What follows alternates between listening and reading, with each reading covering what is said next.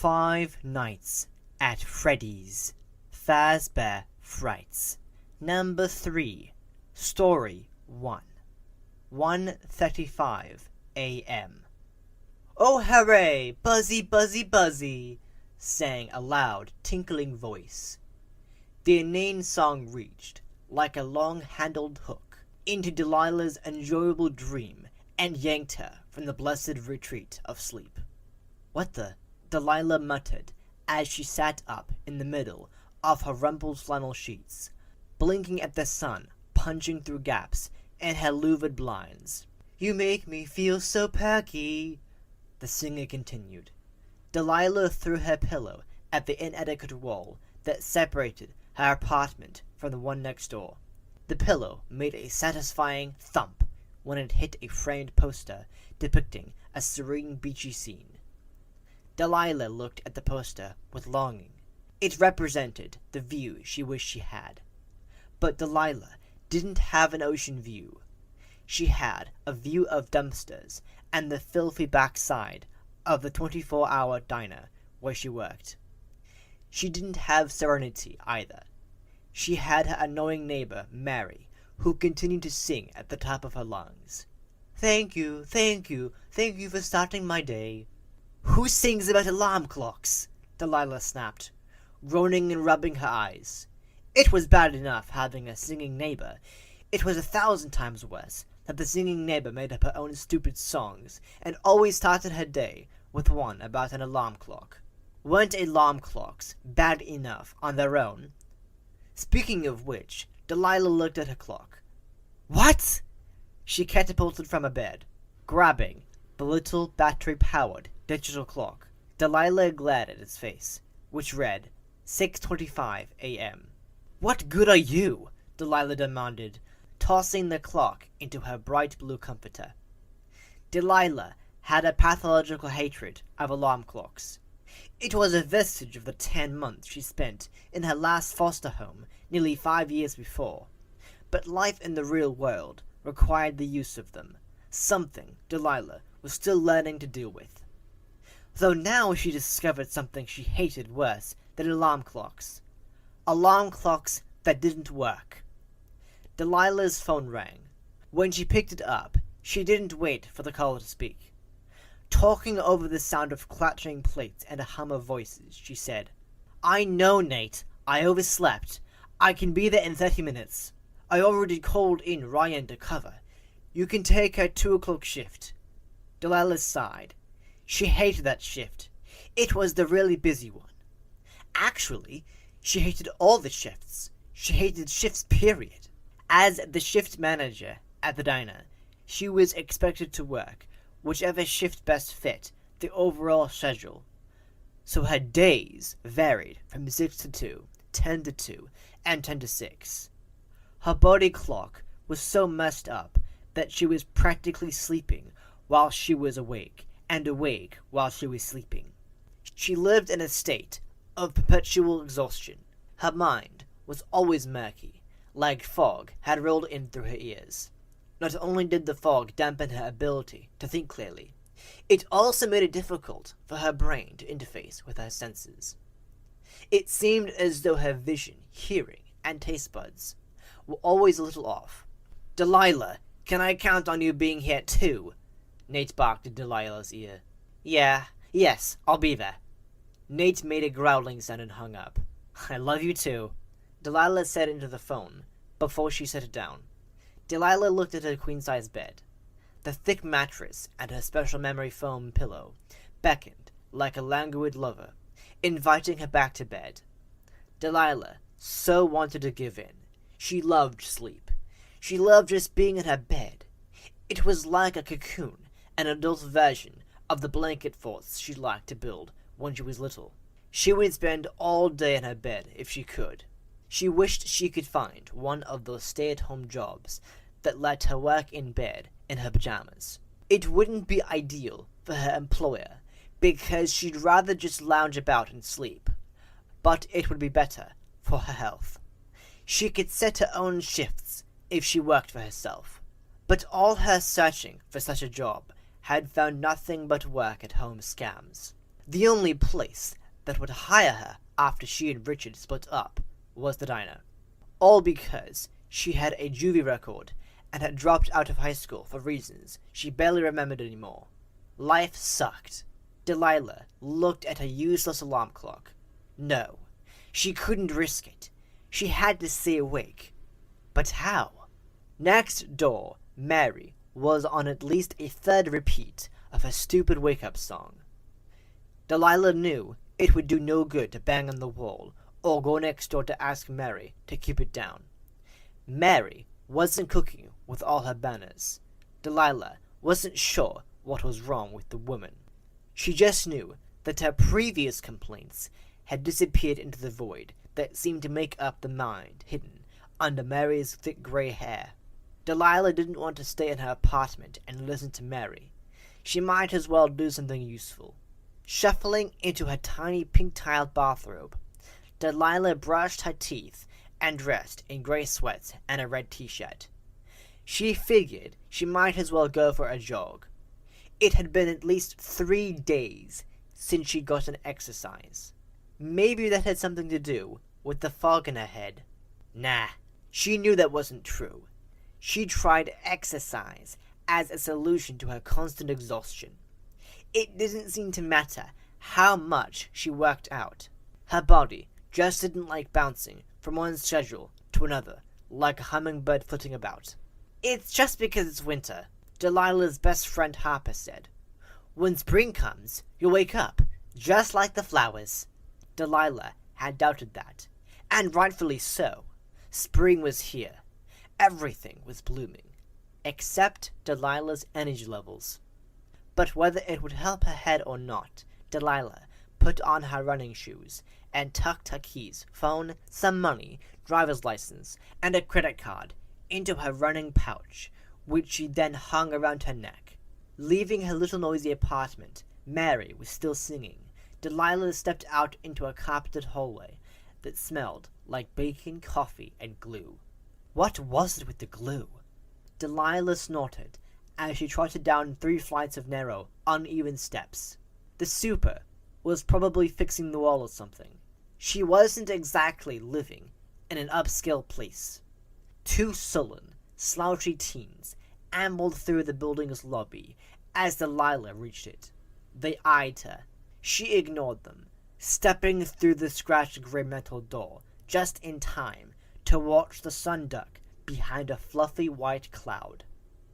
It was one of those bright, breezy spring days that Harper loved and Delilah hated. Maybe if she lived on the coast or in a forest, she could appreciate the happy sun and the sprightly air currents.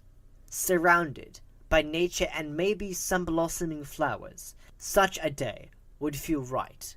But here, in this urban conglomeration of strip malls, machine shops, car dealerships, vacant lots, and low-income housing, bright and breezy wasn't pleasant. It was jarring. A tiara would look more suitable on a pig. Trying to ignore smells of rotting lettuce, exhaust, and rancid frying oil, Delilah propped her foot on the side of the empty flower planter in front of her gray-walled boxy building. Maybe it would feel more like spring if the planters were growing flowers instead of rocks. Delilah stretched, then shook her head at her negativity. You know better, she scolded herself. Setting off at a medium-paced jog, Delilah pointed herself north, which would take her through the nearest housing area, where she could run past houses and trees instead of struggling businesses and cars. She needed to get out of this dark spiral she was in. She'd have enough therapy when she was in her teens to know that she had an obsessive personality. Once she latched onto a perspective, there was no unlatching her. Right now, she was stuck on the idea that her life sucked. It was going to continue to suck if she didn't pick a new idea. As her feet met the uneven sidewalk, Delilah tried to clear the fog from her brain by thinking happy thoughts. Every day, I'm getting better and better, she chanted. After 10 rounds or so of this affirmation, she was starting to feel snarly. So, she traded affirmations for an image of the life she wanted to be living, that made her think of the life she had been living with Richard, which just dropped her further into the negativity pit. When Richard decided he wanted to replace his dark-haired, dark-eyed missus with a blonde, blue-eyed wife, Delilah didn't have many options. She had nothing going into marriage, and she got nothing in the divorce. Well, not nothing. She received enough of a settlement to get her an apartment, some second-hand furniture, and her 15-year-old tan compact sedan. She got these after she found the one place that was willing to hire her and train her. Given her stunning resume of completed half of 12th grade, babysat, and worked in a fast food restaurant, she was lucky to get what she got. And, all for hours aside, the job had been good to her. Nate had sent her to management training, and she had climbed the ladder from server to shift manager in just a few months. At 23, she was the youngest shift manager in the restaurant. "See?" Delilah panted. "Things are looking up." She clung to that tenuously positive thought as she jogged through the ratty old neighborhood that backed onto an industrial park. The neighborhood was too run down to be called pretty, but it was filled with beautiful old maple trees and tall, sinewy poplars that swayed in the gentle wind coming up the street.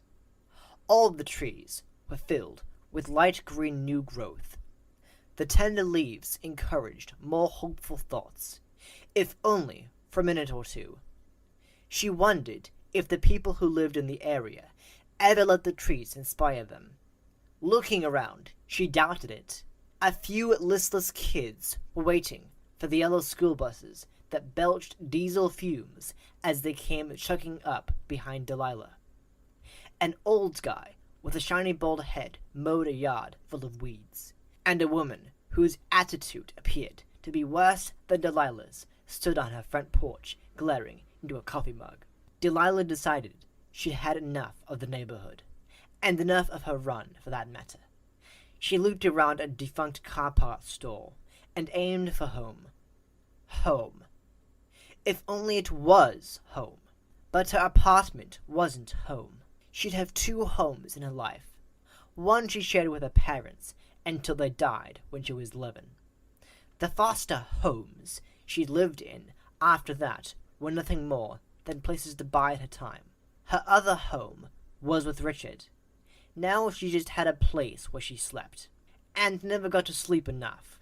Lately, it felt like life was just one annoying sleep interruption after another, like the world was an alarm that kept going off and waking her from her dreams. The only place she could find a truly happy thought. Back in her apartment, Delilah did her best to ignore her mostly empty pale green walls. She hadn't gotten up the oomph to repaint since she'd moved in. She took off her shoes and put them neatly by the front door. She crossed to her well-worn beige leather love seat and straightened the green and yellow afghan draped over its back. Delilah didn't like the afghan, but Harper had crocheted for her. One day, Harper had dropped by and was crushed when she didn't see the afghan. After that, Delilah had left it out. "You just have to be careful to tuck in the wonky bits," Harper told Delilah when she presented the gift. Given that there were many such bits, proper tucking was challenging. Mary continued wobbling next door as Delilah peeled off her sweaty t-shirt and opened the cabinet where she kept her stash of cookies. The cabinet was empty, of course. Sighing, Delilah opened her refrigerator. She knew that it was a futile action because she didn't cook and therefore kept nothing in the fridge but bottled water, apple juice, and half-eaten carry-out food from the diner. One of the perks of working at the diner was she got 2 free meals every shift. That kept her pretty well fed, so all she really needed were her cookies, milk, some protein bars, and frozen dinners for the nights she didn't work. The refrigerator revealed that she needed not just cookies, but milk too. Mary's voice wafted through the wall. Spring has sprung, and worms have come. Yes, that's what I'm afraid of, Mary, Delilah said. She couldn't stay here. Striding in her small bathroom, Delilah took a lukewarm shower, then dressed in brown leggings and a golden black plaid jacket. She avoided looking in the mirror while she dried her wavy, shoulder-length hair. Delilah didn't wear makeup anymore. Rather than spend money on cosmetics that got her unwanted male attention, she left her face bare and put the extra dollars in her savings account. Even without makeup, Delilah was pretty enough to turn heads. A modeling agency she applied to once told her she was just a large chin shy of having classically beautiful features. 2 agencies had given her the names of plastic surgeons and told her to come back after she had a little chin and jaw worked on. Delilah figured if she wasn't going to put on makeup, why look in the mirror? She knew what she looked like, and lately she wasn't too keen on meeting her own gaze. She saw something there that scared her, something that made her wonder what her future held. Next door, Mary was singing at the top of her lungs about visiting Mars. You go, Mary, Delilah said, wishing Mary would go to Mars, and not come back. Grabbing her purse, Delilah headed for her car. She figured she could get to the store, get some cookies and milk, and still come back in time to take a little nap before work. After a visit to the grocery store replenished her oatmeal cookie stash and her milk supply, Delilah left the store from the rear of the parking lot. She liked weaving her way back to the apartment on quiet neighborhood roads instead of the congested 4 lanes that ran through the heart of the industrial and retail splat she lived in. This neighborhood was a little nicer than the one she ran through. It had bigger houses, greener lawns, and newer cars. The trade-off was that the older neighborhood had those big maple and poplar trees, and this new neighborhood had runty cherry trees. She had to admit that the pink blossoms were pretty, though. Turning the corner next to a particularly flowery tree, Delilah spotted a garage sale sign. Its arrow pointed straight ahead, so, on a whim, she went that way. 2 more signs directed her to take right turns, and eventually she found herself in front of a 2-story Spanish-style home, looming over several card tables piled high with household merchandise. Delilah couldn't help herself. She had to stop. Just as Delilah had a thing about getting stuck in a thought pattern, she had a thing about garage sales. She'd been hooked on them since she was a teen. One of her therapists, Allie, had a theory about it. Allie thought Delilah loved garage sales because they gave her glimpses into family life. They reminded her of what normal looked like. Delilah wasn't an obsessive garage sale shopper. Yes, she did occasionally buy. She'd gotten all her current furniture from garage sales. Mostly, though, Delilah was a garage sale watcher, an archaeologist of household items, a stuff private eye. She wanted to know what people used, what they collected, what they loved, and what they didn't want to keep around anymore. It entertained her. Figuring her milk could sit in the car for 15 minutes or so, Delilah pulled her car behind a dirty red pickup. The pickup and a powder blue Cadillac were the only cars parked in front of the house. Just 2 people wandering among the tables. One person was a heavy-set woman who seemed intent on kitchenware. The other was a slight young man who was browsing piles of books and records. Delilah nodded at them both, and also at a middle-aged woman who sat next to a picnic table that held a metal cash box, a pad of paper, and a calculator. "Welcome," the woman called out. She had short, spiky brown hair, and her eyes were encircled in heavy black eyeliner. She wore a yellow running suit, and she carried a butterscotch-colored chihuahua that was so quiet and docile, Delilah began to wonder whether it was real. But when she stepped up to pet it, the dog wagged its tail. "This is Mumford," the woman said. "Hello, Mumford." Delilah scratched Mumford behind the ears, becoming Mumford's new best friend. Strolling away from Mumford and his human, Delilah explored the intriguing piles on each table. She poked through small appliances, tools, games, puzzles, electronics, and clothes, finding a black leather jacket that intrigued her until she sniffed it and got a nose full of stale mothballs. Wandering to the next table, she found herself in the toy section. A glance at a pile of fashion dolls darkened her already precarious mood, because the dolls reminded her of how impossible it was to prevent other foster kids from playing with her stuff when she was growing up.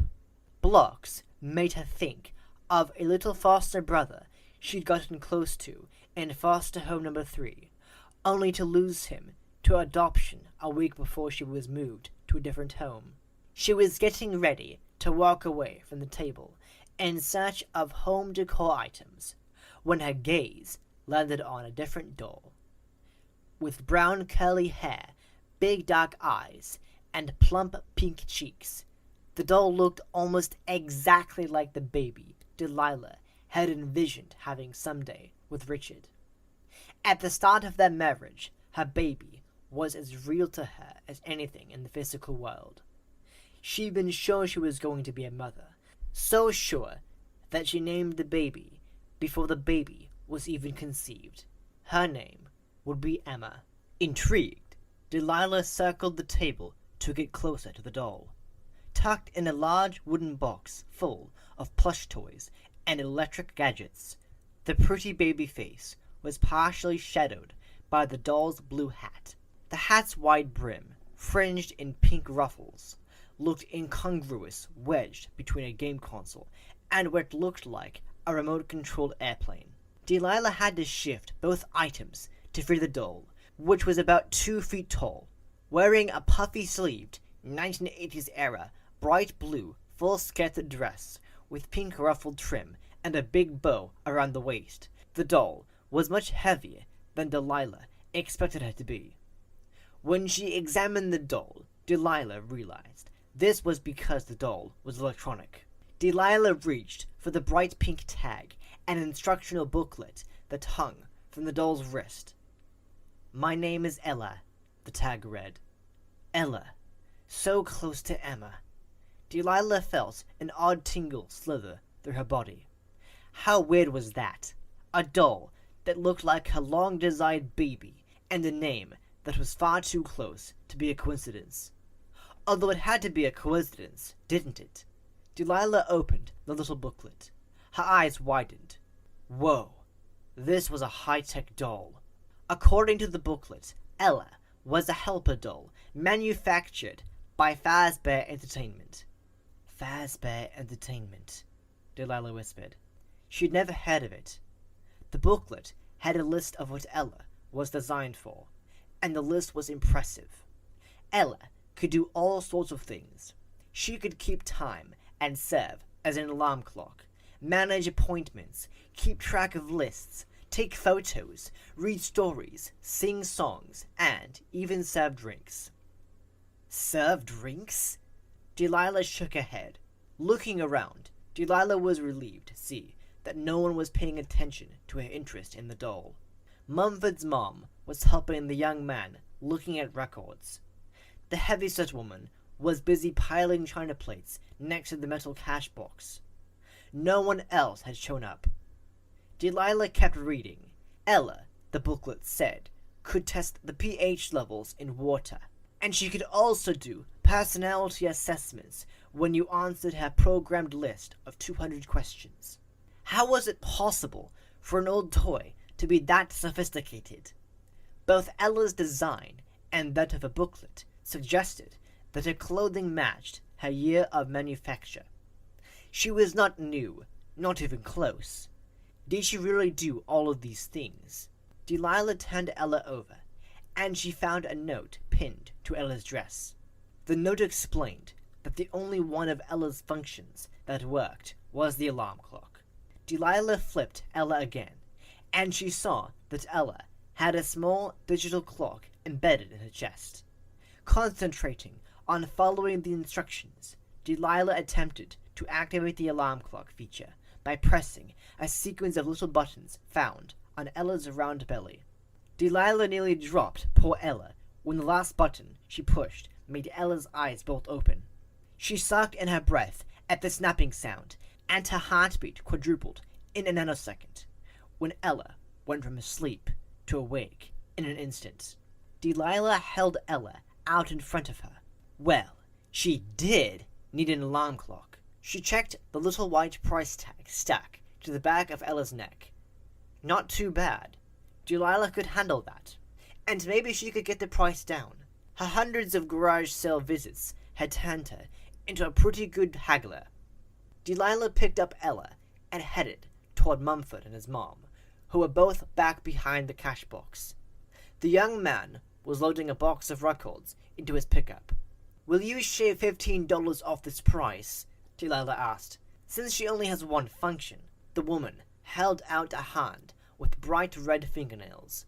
She turned Ella over, looked at the price, then looked up at Delilah, who tried to look eager and poor at the same time. "Okay, sure, I can do that." Delilah grinned. "Great." As she paid, she instructed herself to notice that her day did indeed get better as it went along. It didn't suck to have a nice run, buy more cookies, and find a very cool high-tech doll for a good price at a garage sale. Ella would make a cool conversation piece to perch on Delilah's old oak coffee table. Harper was going to love Ella, and now Delilah had a working alarm clock. She could go home, take a nap, and still have a way to be sure she got up in time for work. Yep, things were looking up. Maybe she could get off the life sucks track after all. Back in her apartment, Delilah set Ella on her nightstand, under her white ginger jar lamp. Ella, with her poofy dress all fluffed up and spread out around her, looked good there, content even. Actually, she looked a little pleased with herself, which was, of course, a projection because Ella wasn't even aware of herself. It was Delilah who was pleased with herself. She was proud for finding a way to turn the day around. She'd gotten past her funk. That was pretty impressive. Delilah checked her watch and set Ella's clock to match that time. It was barely 11:30 a.m., so Delilah was going to be able to grab a couple hours of sleep. Setting Ella's alarm for 1:35 p.m., Delilah smoothed her sheets and blanket and laid down on top of them, pulling up the comforter to her chin, not because it was cold in her apartment, but because it made her feel secure. Thankful that Mary was either asleep herself, was out running errands, or had ruined her vocal cords with too much singing, Delilah lay back and let herself ride the currents of drowsiness into blissful unconsciousness. The phone blasted through Delilah's peace like a rocket shattering monastery walls. She shot upright and grabbed for her phone, chastising herself for not shutting it off so her nap wouldn't be interrupted. "What?" she snarled. "Where the hell are you?" Nate snarled right back. "Huh? It's..." Delilah looked at Ella. Ella's clock read 2:25 p.m. "Oh crap! You better be here in 15 minutes or don't ever be here again." Delilah pulled the phone from her ear just in time to avoid the clap she knew was coming. Nate used an old-fashioned corded phone the kind with the metal hook for the receiver. He expressed himself via the force with which he replaced the phone on its hook after a call. He was pissed. Delilah ran into her bathroom, tearing off her clothes as she went. She splashed water on her face. Running a brush through her hair, she trotted back into the bedroom, yanked on her dark blue uniform dress, and grabbed her work shoes, ugly black no-slips Nate made all the employees wear. As she laced them up, her gaze landed on Ella. "Well, your disappointment," she told the doll. Ella looked back at her through her thick lashes. One of her curls had fallen over an eye. She almost looked mischievous. No wonder the doll was so cheap. The only thing that worked was the clock in the middle of Ella's chest. But, without the alarm function, what good was the clock? Ella was still a pretty doll, and she still looked like Delilah's long-desired baby. But now she was more a reminder of Delilah's frustration than anything else. Finishing with her shoes, Delilah snatched Ella from the nightstand. For a second, she marveled at the realism of Ella's baby-soft skin. But then she strode into the living room, grabbed her purse, and headed out the door. Jogging down the hall to the stairs, Delilah shook her head when she heard Mary belt out, "I love the big bright world." Outside, the sun had succeeded the sky to a ceiling of low-hanging clouds, spitting fat raindrops. Delilah paused to hold the door open for two elderly ladies who took an excruciatingly long time to go inside. Then she tore around the side of the building, heading for the dumpsters. 3 green, hulking dumpsters sat like a trio of trolls at the edge of the apartment building's parking lot. 2 were open. 1 was closed. Delilah aimed toward the second open dumpster, and she swung Ella in an arc, releasing Ella's hand at the apex of the curve. Ella flew through the intermittent precipitation and landed with a reverberating metallic thud in one of the open dumpsters. Delilah winced a little at the sound, feeling guilty for tossing out a doll that looked just like her baby. A doll with surprisingly real-feeling hands. Delilah didn't see which dumpster Ella landed in, because Nate appeared in the diner's back doorway. Delilah waved at him. "You late because you were playing with your dolly?" he called out. "Very funny." Delilah ran toward the diner and reached the door just as the raindrops turned into rain sheets. Nate stepped back to let her by, then closed the door on what was now a downpour. Delilah got a whiff of Nate's aftershave, a subtle scent of whiskey, which she was inordinately proud of. "Manly, don't you think?" he asked the first time he tried the new product. Delilah had to admit it was. Defying the stereotype of the typical diner owner, Nate was tall, fit, good-looking, and well-groomed. About 50, he had short, graying black hair and a tidy, close-trimmed beard. He also had pewter gray eyes that could impale you with his displeasure. He was aiming those eyes at Delilah now. "You're lucky you're good and the customers love you," he said. "But you need to get a handle on your tardiness. I can't let you slide forever. I know, I'm trying." "That you are." Delilah's shift went quickly. That was the upside of working the 2 to 10. The rush could kick your butt, but at least time flew by. Delilah got back to her apartment about 10:30 p.m., thankfully missing one of Mary's goodnight songs. The building was pretty quiet. All Delilah could hear was rap music coming from one of the apartments at the end of the hall, and the sound of laughter coming from a TV on the floor above. Closing her door on what smelled like burnt Brussels sprouts, Delilah hoped the noxious odor wouldn't follow her. And it didn't. Her apartment smelled like pine cleaner and oranges. It smelled better than Delilah, who smelled like grease, as she always did at the end of a shift. Peeling off her clothes, she deposited them inside the cedar chest that sat by her door. The chest, combined with a charcoal air-purifying bag tucked inside of it, solved the grease smell problem she'd had for weeks when she first got the diner job. In the shower, Delilah washed off the rest of the grease smell. Then she pulled on a red long-sleeved nightshirt and settled in bed with half a container of beef stroganoff and green beans. The cook who worked the 2 to 10 shift was the best one Nate had. The stroganoff was great. While she ate, Delilah watched the rerun of a comedy show on the old TV sitting on top of her antique maple dresser. The show didn't make her laugh. It didn't even make her smile. It just helped her feel less lonely while she ate.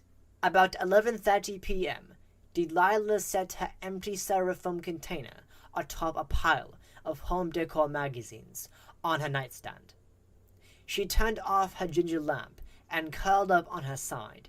The streetlights that hovered over the parking lot outside cast sinister, distorted shadows throughout her room.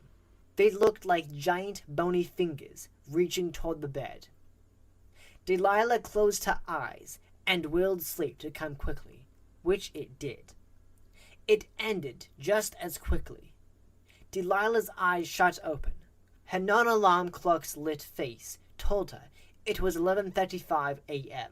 She sat up and looked around. What had awakened her? Looking toward her window, she rubbed her eyes. It had been a sound, some kind of intrusive sound coming from outside her window. Had it been a ringing sound? A buzzing sound? Delilah tilted her head, listening. She could hear nothing but the whoosh of cars on the road. She looked back at the clock. It was now 1:36 a.m. Wait. She'd woken at 1:35 a.m. She'd set the doll's alarm for 1:35 a.m. What if she'd missed the AM-PM settings? Oops, she whispered. Sorry, Ella. Delilah thought about going outside to retrieve the possibly still working doll, but she was too tired. She'd look in the morning. Delilah snuggled under the covers and went back to sleep. You threw it away? Harper drew in her chin, raised an eyebrow, and quacked her mouth in her "what were you thinking" expression. I thought it was broken. Yeah, but it could be a collectible. It could be worth something. Harper's huge blue eyes lit up at the idea of dollar signs. Delilah could almost see a calculator totaling imaginary amounts in Harper's mind. Delilah and Harper sat at an elevated round table in Harper's favorite espresso place. Delilah sipped cinnamon tea. Harper was drinking some kind of fancy quadruple espresso. Harper was addicted to coffee. The espresso place was a brick-walled, narrow space, with lots of stainless steel and chrome, and very little wood. At just before 11 o'clock a.m., it wasn't very crowded. A dark-skinned woman with pigtails sat at one table, concentrating on whatever was on her laptop, and an elderly man munched on a muffin while reading the paper. Behind the counter, machines fizzed and spit. Haven't I taught you anything? Harper asked. Always try to sell it before you toss it, remember? I was late for work. I was a little stressed. You need to learn to meditate. Then I'd miss work because I got lost in meditation. Harper laughed, and everyone in the place turned to look at her. Harper's laugh was like a resounding sea lion bark. You could tell how funny she thought something was by the number of barks. Delilah's comment warranted just one. How do you like the new play? Delilah asked. It's yippee-skippy fun. My lines are all crap. But I love my character. Delilah smiled. Harper had been Delilah's best friend for almost 6 years, ever since the two girls landed in foster care together. Determined that the foster home would be their last, they teamed up to help each other survive the regiment structure imposed by Gerald, the ex-military husband of the couple who'd taken them in. Whenever Gerald admonished them for not adhering to his schedule, reminding them that this had to happen at 0500 and that had to happen at 0610, Harper would mumble something like, And you can jump off a cliff at oh screw you 100. She made Delilah laugh, which helped her survive. Complete opposites in both looks and personality, Harper and Delilah probably would never have been friends if they hadn't been thrown into scheduling hell together. However, they made their friendship work.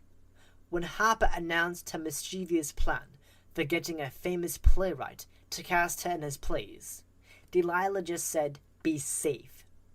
When Delilah said she was going to marry her knight in shining armor and have babies, Harper just said, "Don't sign a prenup." Harper followed Delilah's advice and had the grace not to say, "I told you so," when Delilah failed to follow hers. "I think you should look for her," Harper said. "What?" "Ella. I think you should look for her." Harper toyed with one of the dozen or so blonde braids she had coiled around her head. Wearing heavy, colorful makeup and a skin-tight green dress, she had an exotic Medusa look going on.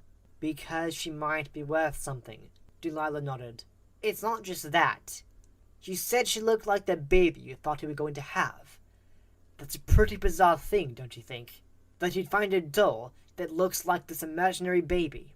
What if she's some kind of sign? You know I don't believe in signs. Maybe you should." Delilah shrugged, and they spent the rest of their visit talking about Harper's play and Harper's latest boyfriend. Then they reminded each other, as they always did, of the hell they'd escaped. "No, you cannot use the bathroom. Not until 09:45. That's your scheduled time to urinate," Harper intoned. She did great impersonations, and she had Gerald nailed. She could also, eerily, mimic the alarm Gerald had used to signal every scheduled event in the household. The alarm was a sort of cross between a ring, a buzz, and a siren. Delilah always covered her ears when Harper felt compelled to impersonate it. Richard once asked Delilah why she and Harper needed to relive their past regularly. She said, "It reminds us of how good things are now, even when they seem not so good. Anything is better than living with Gerald." As it always did when Delilah and Harper were together, time disappeared. When Delilah went out to her car, she realized she barely had time to get home and get changed before her shift. "Why are you being so nice to me?" Delilah asked Nate when she arrived for her 2 to 10. She stood in front of the schedule posted on the bulletin board. Nate had scheduled Delilah for the 2 to 10 shift for a full week in a row. She couldn't remember the last time she'd worked the same shift for a week. And this shift was especially good right now, because as long as she went to bed within a couple hours after ending her shift, she'd wake up in plenty of time for work. She wouldn't even need an alarm clock. She could put up the evening rush in exchange for decent sleep. Nate looked up from doing his daily paperwork at the round table by the bulletin board. "It's in my best interests. I like it when you show up on time for work." "Well, it's easier to show up on time to work when my body can figure out what time it is," Delilah said. "Worse. Slave driver, whiner, meanie." Delilah started her shift as close to happy as she'd been in some time. Work was going well. When Nate teased, Nate was happy. When Nate was happy, things ran smoothly. Delilah had such a good time at work that she came back to the apartment in a good mood. She ate meatloaf and broccoli in a good mood, and she went to sleep in a good mood. The good mood disappeared, though, when she sat up in bed, her muscles rigid, listening. Who was whispering? Someone was whispering. Delilah could hear indecipherable, sibilant words coming from where? Wide awake, she looked at her clock. It was 11:35 a.m. Again? Delilah strained to understand the whispers, but they stopped. Now all she could hear were cars on the road. Where did that whispering come from? Ella! It had to be. Harper was right. Delilah should have looked for Ella.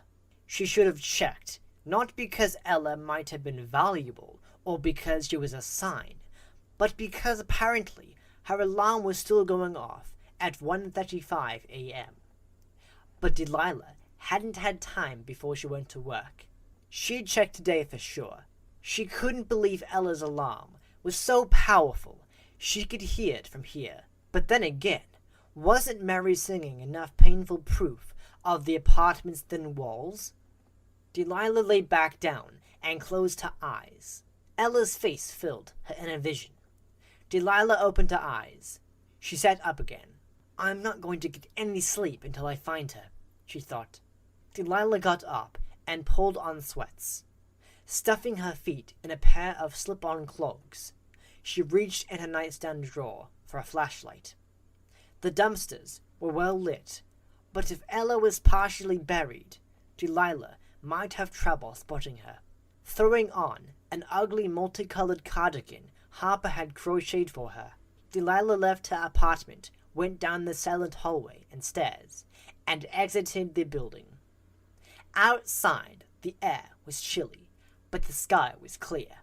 A few stars even managed to shine through the frothy glow of the urban night.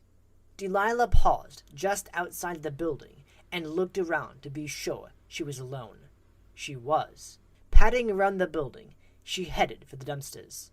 The yawning green trash bins sat ugly and under the spotlights of the street lamps and the diner's floodlights. One of the two that had been open before was closed, and the one that had been closed was open.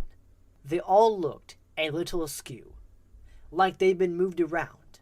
Great. If they'd been moved, finding Ella would be like playing a game of hat-trick. This might take longer than Delilah had envisioned. Glancing around again, Delilah shrugged. She might as well get it over with. Approaching the middle dumpster, the one she thought she'd thrown Ella into, Delilah lifted the lid, stood on her tiptoes, and shone the light down inside.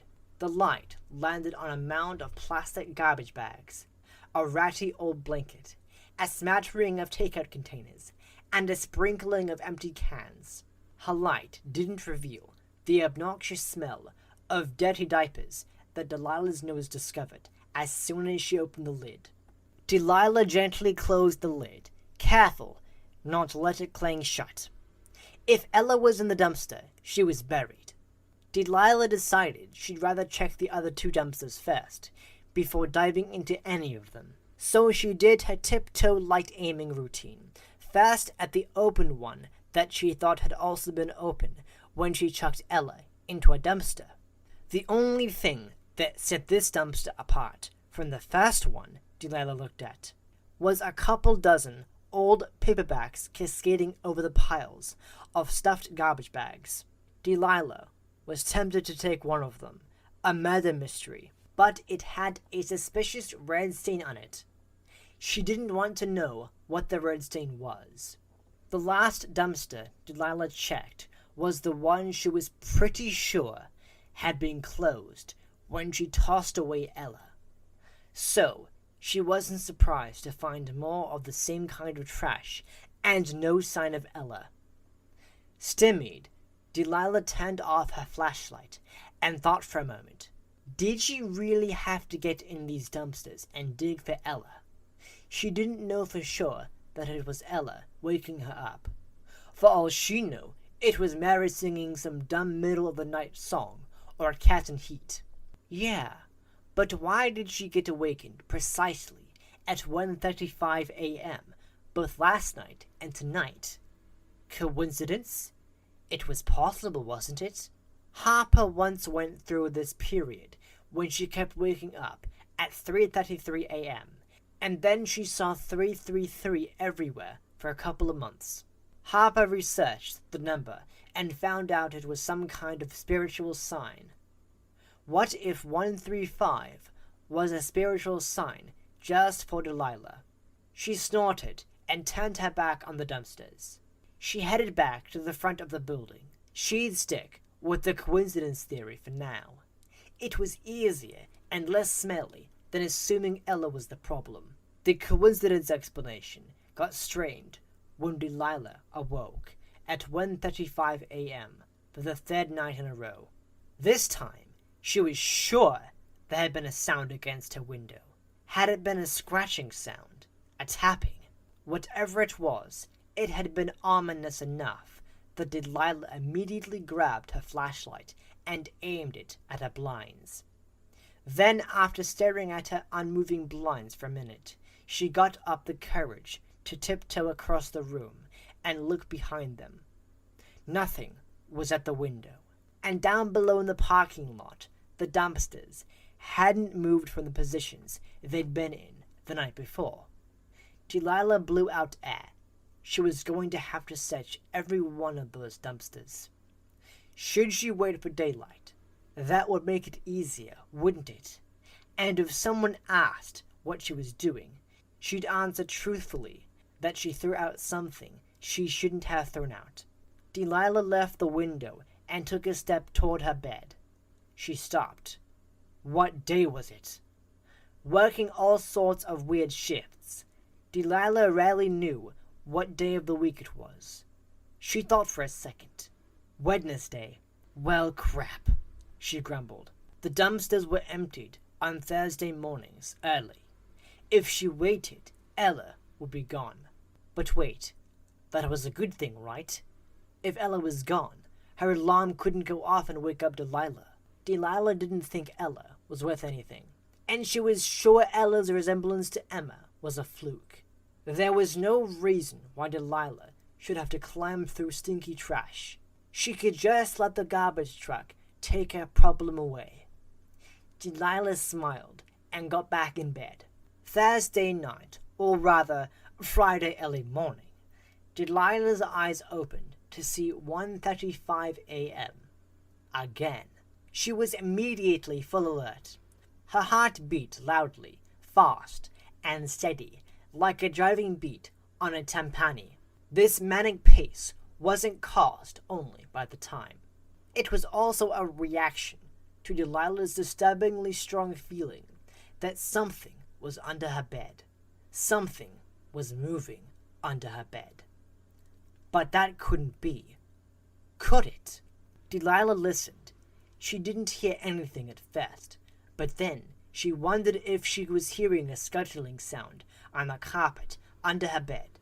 She sat up and started to swing a leg over the side of the bed. She stopped. What if something was under there? It could grab her foot. Quickly pulling her foot back under the covers, Delilah reached out and turned on her nightstand lamp. As soon as her room was lit, she leaned over and checked the floor all around her bed. She saw nothing but the tan and cream-colored carpet she'd gotten at a yard sale. She just imagined the sound.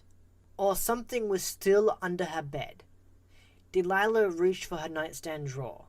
She grabbed her flashlight, turned it on, took a deep breath, then hung over the bed and shined the light beneath it. Nothing was there.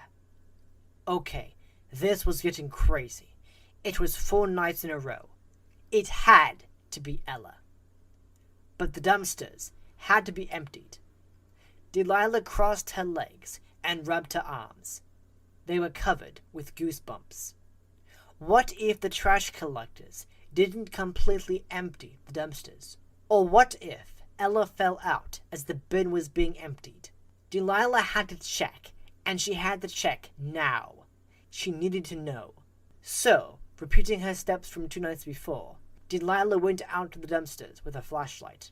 Tonight, they were all closed. They usually were after trash pickup on Thursdays. Delilah approached the dumpsters in order, from right to left. She lifted 3 lids and shined her light into 3 nearly empty bins. All she found were 2 bags of household trash, a bag of dirty diapers, and its corresponding nasty odor. A broken lamp and a sad pile of old men's clothing. The only thing that could have hidden Ella was the pile of clothing, so Delilah, holding her breath, hung over the edge of the dumpster that had the clothing and used her flashlight to poke around in the pile. The only thing under the clothes were more clothes.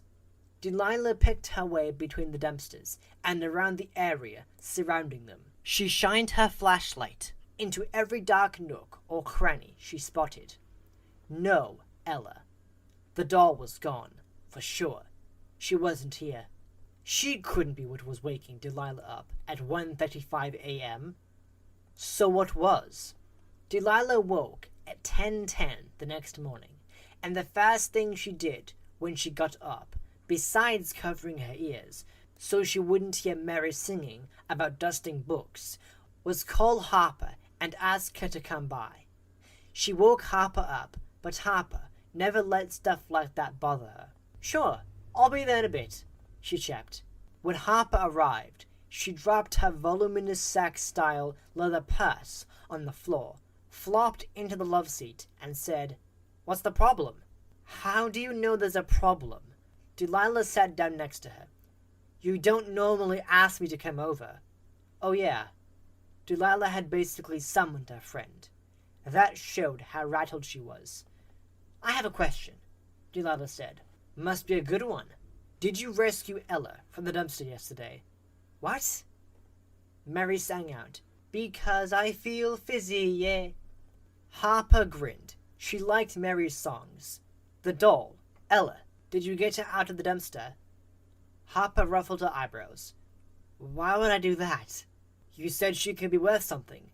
"Well, she could, but she's your doll, not mine. If I was going to look for her, I'd tell you." Delilah rubbed her face with her hands.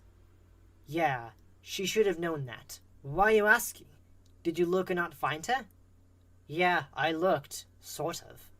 I didn't dig through the trash, but then the dumpsters were emptied." "Okay, so Ella's gone. What's the big?" Delilah hadn't told Harper about being awakened at 1:35 a.m. every morning. She just told her about finding the doll and throwing it out when it didn't work. She couldn't think of a way to tell Harper about waking up at the same time 4 nights in a row without sounding like she was overreacting. Besides, Harper would just talk about signs again if Delilah told her. "Since I'm here, you want to go get some lunch?" Harper asked. Delilah waved goodbye to Harper with relief. She was glad the lunch was over, because in the middle of it, she'd come up with an idea. Now she could finally act on it. Pointing her car in the direction of the newer neighborhood with the runty cherry trees, she went in search of the house where she'd found the garage sale. And Ella. She planned to get some answers about the doll from the doll's previous owner. Without signs to direct her, Delilah missed a turn and had to backtrack. Eventually, though, she pulled up in front of the Spanish-style house where she'd met Mumford, the friendly Chihuahua. But Mumford wasn't home. Nobody was. Even though Delilah could see from the street that the bare windows revealed vacant rooms in the house, she pulled into the empty driveway and got out of her car.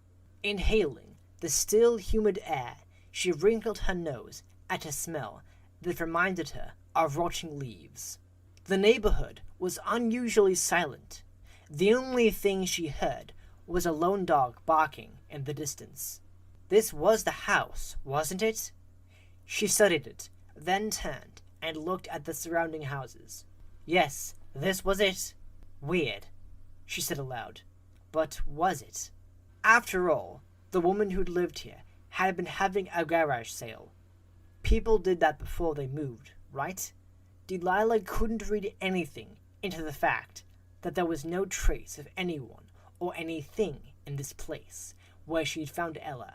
So why did it feel portentous?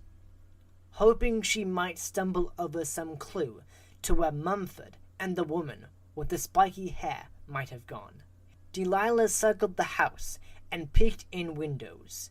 She found nothing. The house was completely empty, but for a single wadded-up paper towel on the counter in the kitchen. All Delilah got from her exploration was a creepy coil of unease that wrapped itself around her chest and didn't leave, even after she practically ran for her car and drove away as fast as she could. Back in her apartment, Delilah ate enough cookies and milk to dissipate the disquiet she'd taken away from the empty house. "Okay," she said. "Plan B." Setting up her laptop in her bed, Delilah got comfy. She checked her watch. She had about 45 minutes before she had to go to work. Plenty of time, she hoped. Next door, Mary was singing about mushrooms, but Delilah didn't care. She was on a mission. She figured she could find information about Ella on the internet. She started her web search with Ella doll. She was afraid that would be too general, but one of the millions of results gave her some information. Production of the Ella doll, Delilah discovered, was discontinued for undisclosed reasons. Jumping off from that fact, she tried to find out more about the doll, but she kept bumping into the same useless information or the text of the instruction booklet she'd already read. Running out of time, she began trying crazy searches. Haunted Ella doll, broken Ella doll, unique Ella doll, defective Ella doll, special Ella doll. These searches took her into a lot of pointless blogs that had nothing to do with the Ella doll. But one of the searches for special Ella doll led her to an online ad posted by a user named Phineas, who was trying to find one of the dolls. His ad referenced the special Ella doll, and said he was willing to pay a premium for the doll's energy, whatever that meant. Delilah checked her watch. She had to get to work. So much for her clever ideas. All they'd done was put her more on edge than she already was. 3 more nights. 3 more 1:35 a.m. awakenings. One night, Delilah had awakened certain that she was being watched. Every hair on her body had bristled like little antennae, telling her she was under scrutiny. In her mind's eye, she saw Ella's huge dark eyes boring into her soul. When she lunged for her light, she thought something touched her arm, but the light revealed she was alone. The next night, Delilah heard a rustling sound so faint it shouldn't even have been noticeable, but it still jolted Delilah from sleep. When she opened her eyes, the sound got louder. It was coming from her closet, as if someone was rifling through her clothes.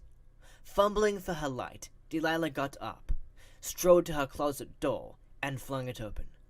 The closet contained nothing but her clothes and shoes. The next night, a rapping sound woke up Delilah. In her dream, the rapping came from a woodpecker. When she was awake, though, she realized the rapping was coming from the floor. Something was under the floorboards, tapping at the wood, as if trying to find a way out. Fighting hysteria, Delilah managed to get her light on. As soon as the room was lit up, the tapping stopped. Delilah was starting to get a little freaked out. She was so freaked out that she was now having trouble sleeping. After her shift, Delilah was so exhausted she'd fall into bed and go right to sleep. But then something would wake her at 1:35 a.m.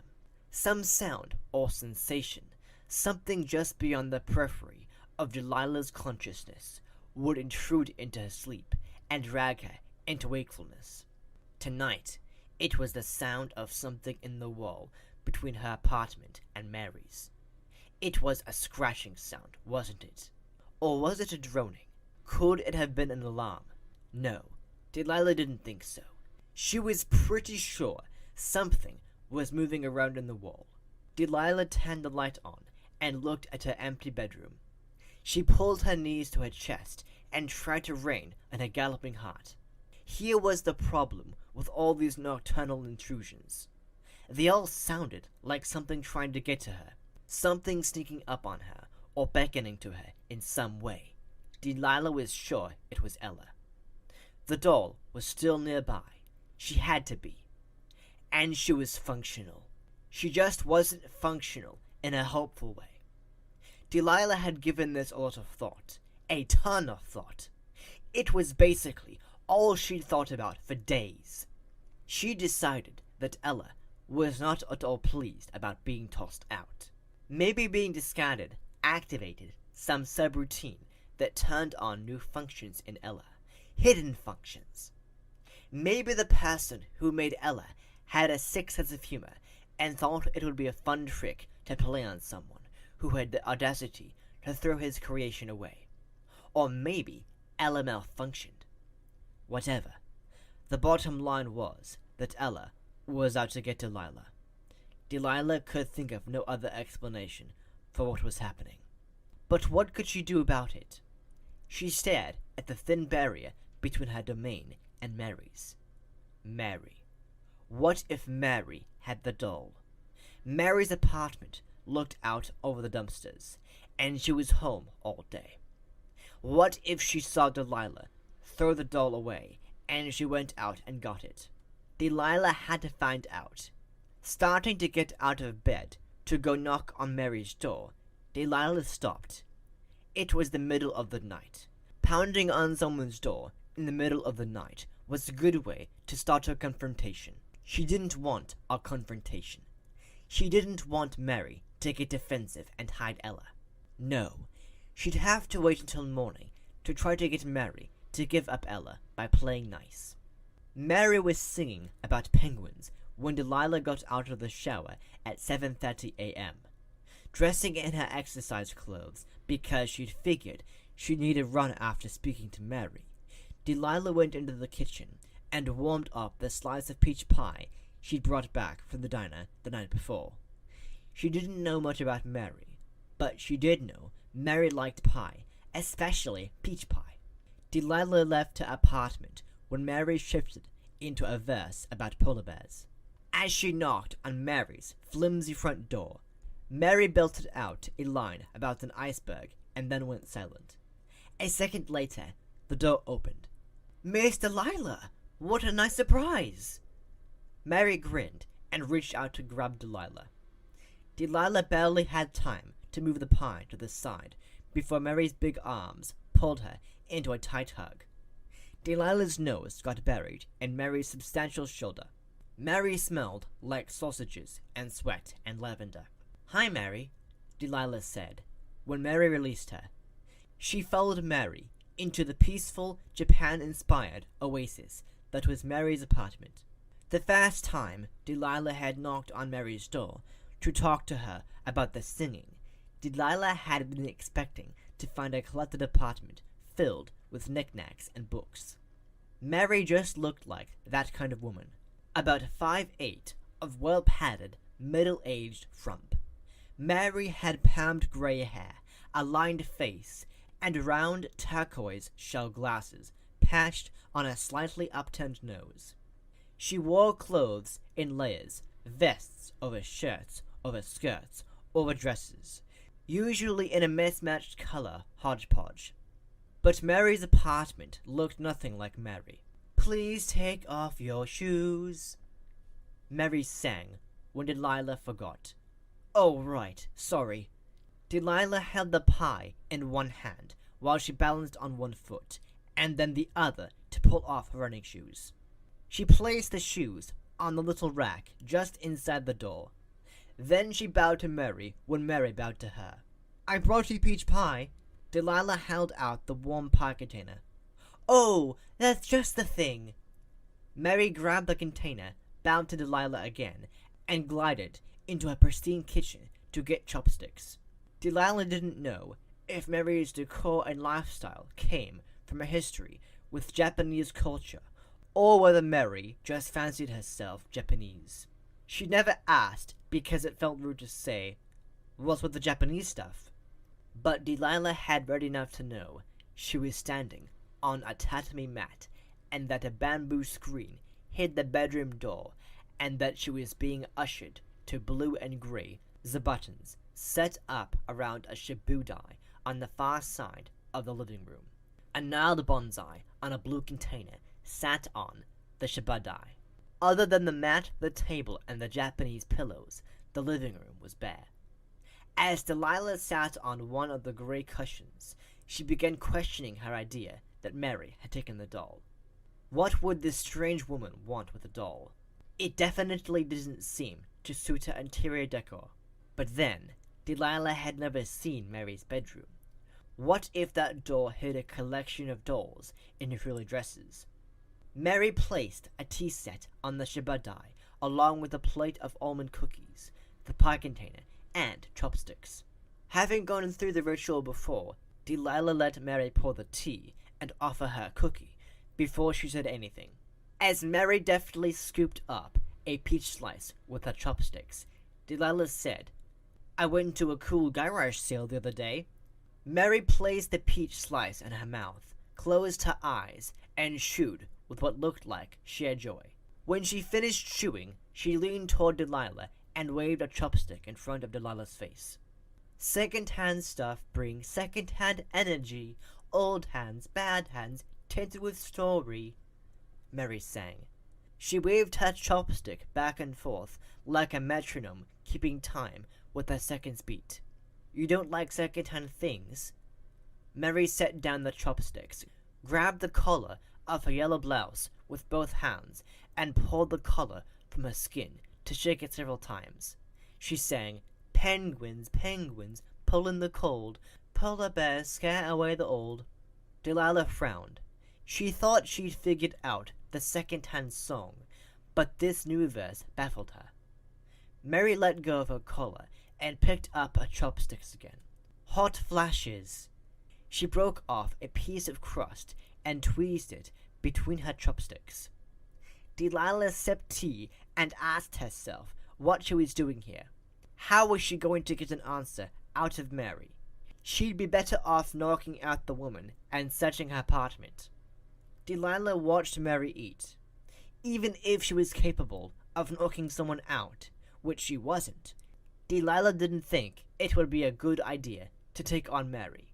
Mary was not only taller and bigger, she probably knew some kind of martial arts or something. "The past leaves stains," Mary said. "What?" "No garbage sales, no antique shops, no thrift stores. I don't want to open old doors," Mary intoned. Delilah nodded. She was pretty sure she got that. If Mary didn't like old stuff because she thought old stuff had stains of the past, she wasn't likely to have pulled an old doll from a dumpster. Not unless she had done it, and now she was just messing with Delilah. Delilah stared into Mary's eyes. Mary stopped eating pie and stared right back. Her eyes were pale green, streaked with swirls of yellow, kind of freaky. Delilah blinked and looked away. She stood. "I need to go for a run," Delilah said. "I need to finish my pie," Mary said. "Okay, I'm sorry, but I have to go." "No sorry, no sorry, no sorry. Just be, just be, just be," Mary sang. "Okay, bye, Mary." Of course, Mary's farewell was more like singing. "Bye-bye, so long, ta-ta, toodle-oo, until later, alligator." Delilah waved at Mary and fled the woman's apartment. On the 10th night of chilling 1:35 a.m. awakenings, Delilah knocked her lamp into the floor in a pure panic to turn it on. Instead, she'd broken it, and she was whimpering in fear by the time she got her flashlight from the nightstand drawer and flipped its switch. She was so sure the flashlight was going to reveal Ella at the side of her bed that she screamed as the light brightened the room. But nothing was there. Delilah, icy tendrils skittering all over her body, shot the flashlight beam all over the room. The light quivered as it scanned the darkness because Delilah's hand was shaking.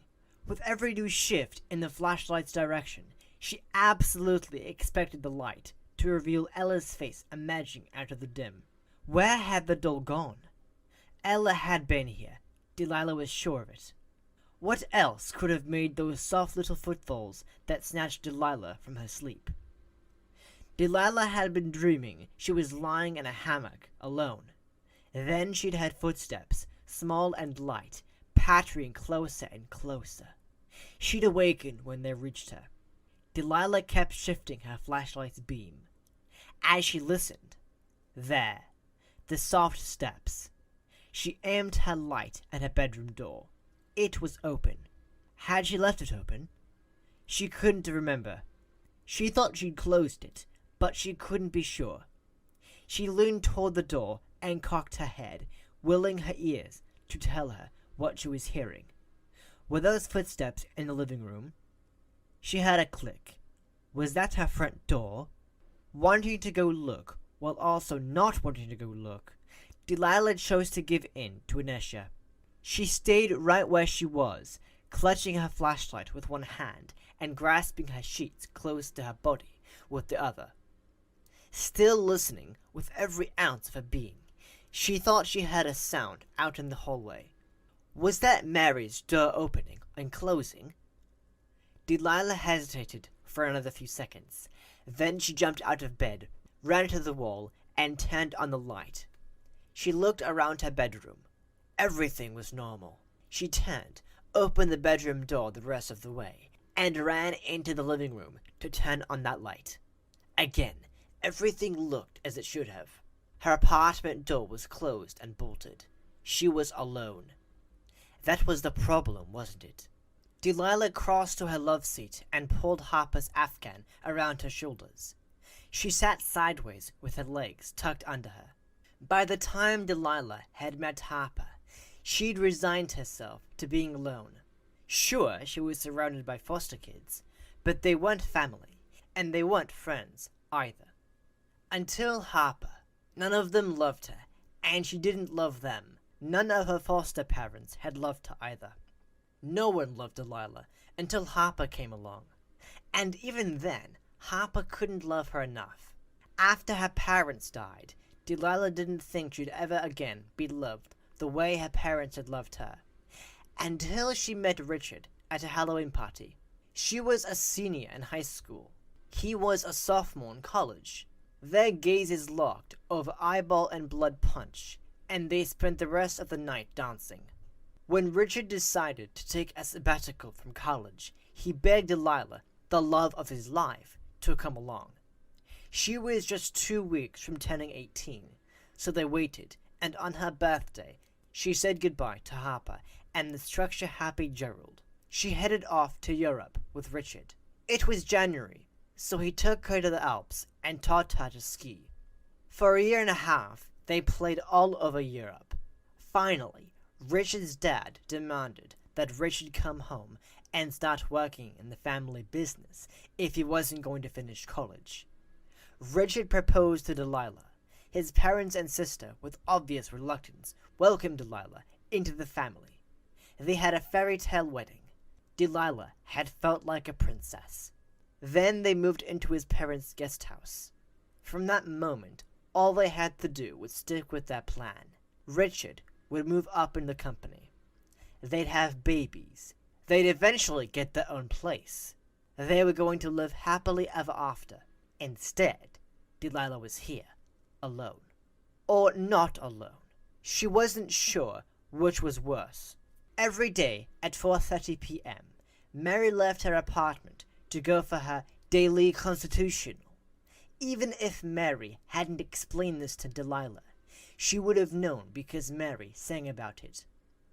Delilah had to go through 2 more workdays and 2 more terrifying 1:35 a.m. wake-ups before she had a day off, so she was home at 4:30 p.m. Both of these nights, Delilah had listened to pit-a-pat and rat-a-tat sounds that convinced her Ella was retreating to Mary's apartment after she tormented Delilah. Delilah was convinced that Mary had Ella, no matter what Mary said about old stains. So she decided she was going to break into Mary's apartment and look for the doll. This plan was only possible because working in a diner had some perks. You got to meet a large variety of people with a large variety of skills. One of Delilah's regulars was a private detective, Hank, and the night before, Delilah had asked him how hard it was to pick a lock. "Depends on the lock," Hank had said, adjusting the vest of one of the 3-piece suits he always wore. "Simple apartment door lock," she'd said. "Deadbolts?" Delilah had shaken her head. Mary didn't use her deadbolt. She sang a lot about trust and faith. Delilah had thought the detective would ask her why she wanted to know, but instead, He just asked if any of the women in the place had a hairpin, and he'd taken one from Mrs. Jeffrey, an elderly woman who came in daily for rice pudding. He'd led Delilah to the door of the restaurant storage room, and in 5 minutes he taught her to pick a lock. Good thing Nate wasn't around. He wouldn't have liked knowing how easy it was to get into the supplies. So thanks to Hank, it took Delilah only a minute to break into Mary's apartment. Once inside, she had to take another minute to get her breathing under control. Her hat felt like it was hopping around spastically, like hot oil on a flat cooktop. Her legs felt weird, as if they were trying to run away while standing still. Adrenaline, she thought. Clearly, she wasn't cut out to be a spy. She was a mess, and all she'd done was get inside the door. Well, why don't you get on with it so you can be done? She asked herself. She didn't think she was going to take long. Ella wasn't in the living room unless she was invisible. That left the kitchen cabinets, the bedroom, and the bathroom. Delilah forced herself to move. As she suspected, Mary's kitchen cabinets were sparsely filled and neatly organized. Ella was not hiding among the stoneware or inside Mary's walk, nor was she in the refrigerator or the freezer. The bathroom was similarly near empty. Just to be sure, Delilah checked the toilet tank. Not only was it empty of hidden items, it was unusually clean. Delilah moved onto the bedroom. There, she met her first challenge. Mary's bedroom was filled with storage bins, stacks and stacks of black plastic storage bins. They lined every wall, and a pairing of 2 each made up Mary's nightstands. Other than the storage bins, all that Mary's bedroom held was a futon and a pillow, both lying on the floor. Delilah checked her watch. She had about 40 minutes before Mary would be back. She wanted to be gone in 30 or less, to be safe. So she started opening bins. Delilah discovered a lot about Mary in the next 35 minutes. She learned that Mary was at some point a teacher, that she was a widow, that she made or had once made beaded jewelry, that she loved musicals, that she had come from a family with 3 kids, and that she'd once had a child of her own who had died in a fire. Delilah figured that gave Mary the right to be a little weird. Mary had a laptop, which she apparently used to watch her movies, and she had an old manual typewriter. Mary typed up her songs. They filled 7 of the 53 bins in the room.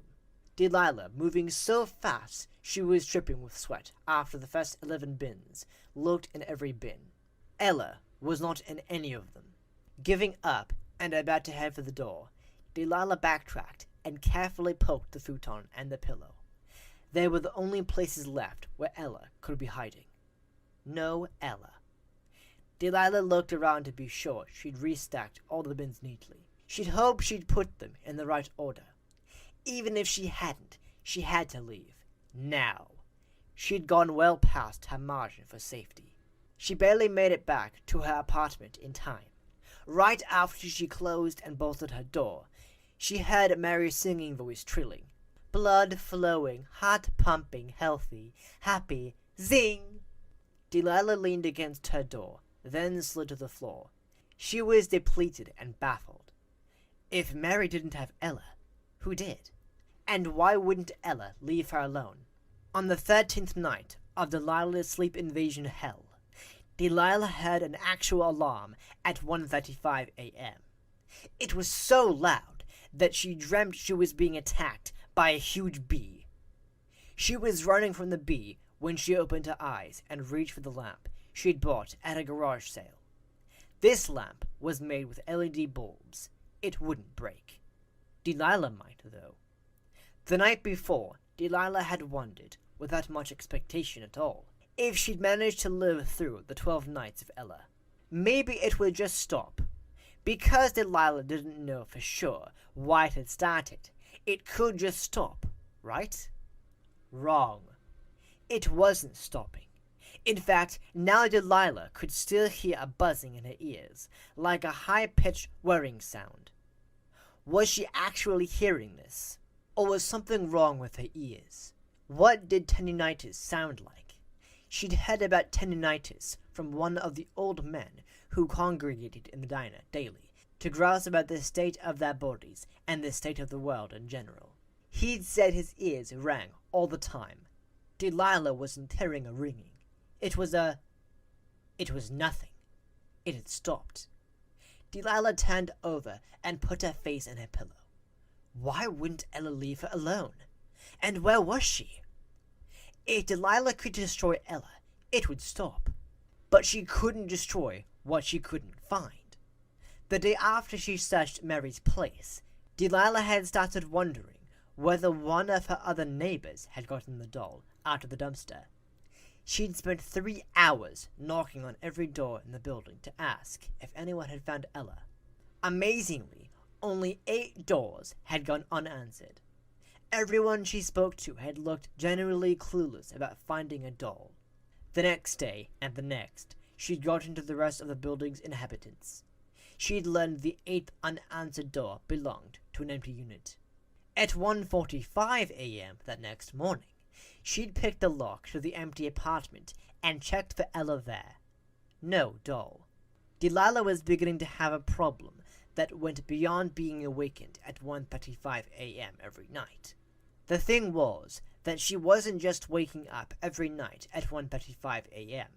She was being terrorized every night at 1:35 a.m. Every single night, some sound or smell or sensation stole into her sleep and wrestled her back into wakefulness. And now, for the first time in her life, she was having trouble sleeping at all. This problem had 2 prongs. First, she was having trouble getting to sleep at the start of her night, instead of feeling the stress ooze out of her body when she hit the bed, as it always had in the past. Now when she lay down, her stress multiplied exponentially. As soon as her head touched the pillow, she had a sense of impending doom. It felt like her heart was bouncing around in her chest. She began sweating and trembling. Her throat got tight. She alternately felt frigid and then steaming hot. In spite of how fast her heart was beating, she couldn't catch her breath. On the second night of this, which was the 15th night of the entire ordeal, Delilah called Harper. "I think I'm going to die," she told her friend. "Talk to me," Harper said. "You have 2 minutes. I'm about to go on." "Oh, sorry." 1 minute, 55 seconds. Talk. Delilah described what she was experiencing. "You're having a panic attack. What's been going on lately? You wouldn't believe me if I told you. Try me. But do it in a minute." Delilah gave Harper the unabbreviated version of her 1:35 a.m. torture. "Why are you making such a big deal out of it? So you're waking up at the same time every night. Just go back to sleep. You don't understand. Apparently not. Try again tomorrow." Harper hung up. When the stage called, that was that. Left on her own again, Delilah looked up panic attacks on her computer. She discovered a variety of suggestions for dealing with them: deep breathing, muscle relaxation, deliberate focus, visualization of a happy place. Delilah focused on the first 2, and she managed to fall asleep, only to be awakened at 1:35 a.m. by the sound of her deadbolt being thrown back. Launching herself from her bed, she bounded through her apartment to stop her intruder. But no one was intruding. Her deadbolt was secure, and her panic returned. This brought her to the second prong of her sleep problem. Ella's nightly incursions into Delilah's sleep left Delilah feeling violated and petrified. She was literally quivering by the time whatever it was that woke her faded back into silence. She had to use the same deep breathing and muscle relaxation to get back to sleep, and they seemed to be losing effectiveness. But still, Delilah tried. Laying on her back now, she counted her breaths in and out. She was up at 254 before she started feeling even a little drowsy. Somewhere around 273, she finally went back to sleep. So you think this doll is, what, haunting you? Harper asked.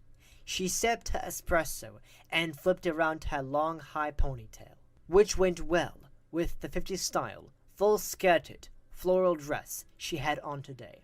No, not haunted, Delilah said. She's not a ghost. She's not possessed or whatever. She's technology. I think she's got defective programming. And she's what? Invisible? Got the keys to your deadbolt? Able to walk through walls? Harper threw up her hands, and the multitude of bracelets around her thin wrists jangled. I mean, there's technology, and then there's magic. What you're talking about goes a little beyond technology, don't you think? Especially for an old doll. Delilah frowned and shook her head. It infuriated her that Harper was bringing up the very points that Delilah was hung up on herself. Her theory didn't make sense. But what other theory was there? Have you looked into the meaning of the number itself? Harper asked. She looked over at the counter and winked at a cute guy ordering a latte. Returning her attention to Delilah, she said, Maybe your subconscious is trying to tell you something. You mean like the 333 thing? Harper shrugged. Every number has a meaning, a resonance. Uh-huh. For as long as Delilah had known Harper, she'd been a little out there. I'm a right-brained free spirit, Harper said, the first time Delilah had laughed at one of Harper's spiritual flights of fancy. Deal with it. I'm not kidding. Let's see. Harper pulled her phone from her pocket and tapped it a few times. Okay, here it is. Oh, hey. This is interesting. She looked up. I don't care, Delilah said. I don't want to know. I don't believe in that stuff anyway. Harper shrugged. Whatever. It's your funeral. That night, deep breathing didn't help Delilah get to sleep. After an hour of lying in her bed, exhausted but still too panicked to sleep, she sat up, grabbed her pillow and her comforter, and went out to the living room. There, she curled up on the sofa, tucked the comforter around her, and was asleep in just a few more deep breaths. She was asleep until something started crawling on the ceiling above her. Delilah's eyes sprang open. She crawled for her flashlight, pushed the button, and aimed it at the ceiling. Delilah fully expected to see Ella clinging to the ceiling over her head. She could even hear fingernails rasping against drywall. But nothing was there. Nothing at all. Delilah shined the flashlight around all over the ceiling. And she listened. Stiffening, she pointed her light at the corner of the ceiling, where it sounded like something was scrabbling toward the wall. Delilah squinted, as if doing so would help her see through the opaque structures of her apartment. Of course, squinting didn't help, and neither did sleeping on the sofa. The sofa didn't help Ella from tugging Delilah from sleep at 1:35 a.m. the next night either, but it did seem to help Delilah get back to sleep. It was only after the strange sneaking sound retreated into the kitchen that Delilah was able to slow her breathing enough to finally sleep again.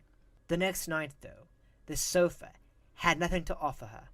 First, it took her just as long to get to sleep on the sofa as it had been taking in her bed. Second, the sofa couldn't soothe her after she felt a light touch on her shoulder at 1:35 a.m. This time, Delilah was awakened. She didn't have to turn on a light when she woke up. She never turned the lights out.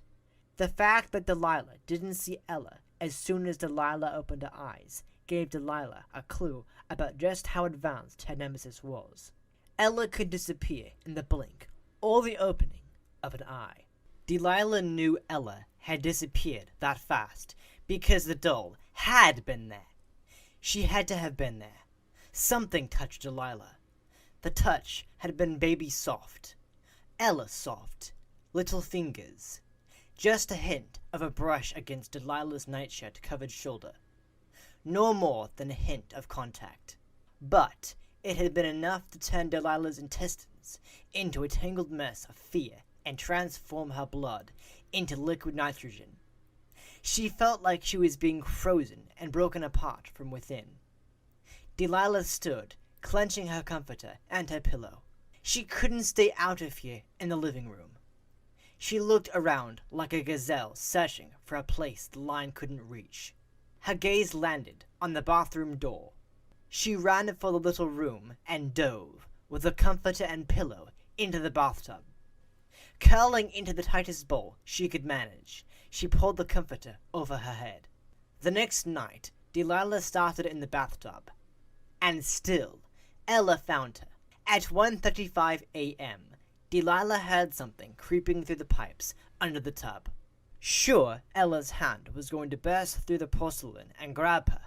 Delilah had scrambled out of the tub and into the corner of the bathroom, against the door, where she spent the next 4 hours trying to breathe. She didn't even attempt sleep. At 5:35 a.m., Delilah got dressed and went over to the diner. Nate, as she knew he would be, was baking biscuits and cinnamon rolls. "What are you doing here?" he asked when she stepped into the kitchen. "I thought putting you on this same shift all the time had eliminated your time confusion. Now you're showing up for shifts you're not on instead of being late for ones you are on." Nate chopped biscuit dough into neat squares and began throwing them into perfectly straight lines on a massive baking sheet. The diner smelled gloriously ordinary. Coffee aromas mingled with the scents of buttermilk and cinnamon. The sounds were comfortably normal, too. A couple of their early regulars were discussing the weather at the counter. One of the servers was whistling. The walk-in refrigerator hummed. "I need you to put me on nights," Delilah said to Nate. Nate stopped in mid-throw. He turned and raised both eyebrows. "You messing with me?" Delilah shook her head. "I'm having trouble sleeping at night. It's a thing. I figure if I work nights, I can sleep during the day. I know Grace hates managing the night shift. She'd be happy to trade with me, I'm sure. You're a better manager. I like having you here when it's busy." "Thanks." That wasn't a compliment. It was a statement of fact and a complaint. "You're just a teddy bear under all that bluster," Delilah said. It was true. Nate complained about every employee and every customer and the diner in general, and he loved them all. "You tell anyone, and I'll have to kill you." Delilah mimed zipping her mouth shut. Nate sighed. "Okay, switch, but do what you can to work out the thing." "Thanks. Be here at 10, and do not be late. I'm going to buy 2 new alarm clocks right now." "Good gal." Delilah didn't know why she didn't think of it before. How could Ella plague Delilah at 1:35 a.m.? If Delilah was already awake at that time, there was no way Ella could sneak up on Delilah at the restaurant. So all Delilah had to do was work nights until Ella ran out of juice or whatever. Problem solved. Even though Delilah had never liked the night shift when she'd worked it before, she was so buoyed by her plan to be free of Ella that she went to work in the best mood she'd been in for a long time. She was so upbeat when she clocked in at 9:55 p.m. that Glenn, the night shift cook, asked her if she was all right. "Freedom, Glenn," she said. "This is what freedom looks like." "Weird is what you look like," he said. But he grinned to let her know he didn't hold it against her. Glenn was a huge guy with a gut that sometimes caught fire when he hung it over the grill. In spite of his size, he was energetic. She thought he was pretty young, maybe in his late 20s. He had a baby face, chin-length sideburns, and kind brown eyes. She liked working with him. For 3 hours and 39 minutes, Delilah felt great. She chatted with all the late-night regulars, letting a couple of the old guys flirt with her. She didn't even mind the couples, the ones who came in after late shows, the ones who used to make her feel desperately alone. At 1:34 a.m., Delilah stepped into the walk-in refrigerator to grab some cheese and some lettuce. For some reason, salads were popular tonight. She was just bending over to reach for the cheddar when she heard an alarm going off in the kitchen. Rising up, she whacked her head on the shelf above her. She ignored the pain and looked at her watch. It was 1:35 a.m. Tearing out of the walk-in, Delilah spun in a circle in the kitchen. "Where's that coming from?" she shouted. Glenn looked up from the grill. Jackie, the night server, dropped a plate and stared at Delilah with wide blue eyes. "Where's what coming from?" Glenn asked. "That!" The alarm was similar to the torture device that Gerald had used. It had that same ringing, buzzing, shrieking undulation. Delilah ran to the deep fryer and looked at its controls. No, it wasn't going off. She checked the ovens. They weren't even being used. She tore into the employee break room. No, the sound wasn't coming from in there. It was out in the kitchen. Delilah returned to the middle of the stainless steel maze and began searching through pots, pans, and utensils. She didn't do it neatly or methodically, and when she tossed her third pan, Glenn grabbed her arm. "Hey, Lady Delilah, you trippin'?" "What?" Delilah wrested her arm from Glenn's grasp. "No, don't you hear?" The sound stopped. Delilah tilted her head and listened, but all she could hear now were the normal diner noises. She looked at Glenn and at Jackie, who was still staring like Delilah had just turned into an elephant. "You two didn't hear that?" she asked. "Heard you shouting and throwing pans around," Glenn said. Delilah looked at Jackie, a year or two younger than Delilah, and still unsure of herself. Jackie wore bright blue glasses. The lenses made her eyes look huge with shock. Jackie shook her head. "I didn't hear anything. I mean, other than, you and the usual, stuff. This couldn't be happening. How could Ella have followed Delilah over here?" Well, why couldn't she follow Delilah over here? Hadn't Ella already demonstrated she could do pretty much whatever she wanted? Which was crazy. This was just technology gone awry, right? "You gonna cry?" Glenn asked. Delilah shook her head. "Yeah." And she figured she would be. At least she didn't have to try to go to sleep with her heart pounding so loudly she was sure Glenn and Jackie could hear it and were just being too polite to say so. So her plan hadn't worked, but the upside was she could use her adrenaline-driven energy surge for work instead of trying to fight it so she could go to sleep. And maybe tomorrow night, because she was prepared for the alarm sound now, she could ignore it and get on with her shift. Maybe her new plan would work after all. On the second night shift, Delilah made sure she wasn't alone at 1:35 a.m. She stuck close to Glenn, which he didn't seem to mind. But in spite of being with him, she still lost it. She couldn't help it. Tonight, for the first time, she hadn't just heard or sensed something. She'd seen something.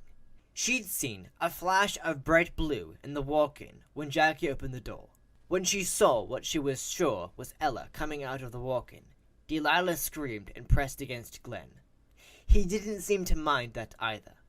But he did ask why she was screaming. She had no answer for him. At 1:30 a.m., the third night of Delilah's switch to night shift, Delilah was behind the counter.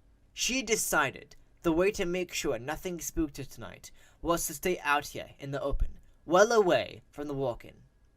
When Mrs. Jeffrey, the rice-pudding regular, came into the diner, Delilah was thrilled. She could serve Mrs. Jeffrey, and 1:35 a.m. would just go on by. "Hi, Delilah." Mrs. Jeffrey took a seat on one of the swiveling padded counter stools. Her eyes were puffy. Delilah leaned on the counter. "Hi, Mrs. Jeffrey. Having trouble sleeping?"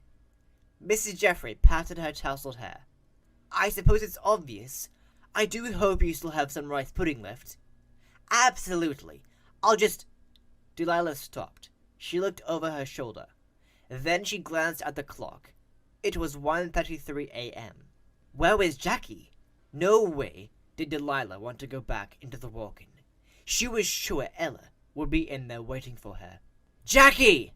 It came out as a bellow. Glenn stuck his head out of the kitchen.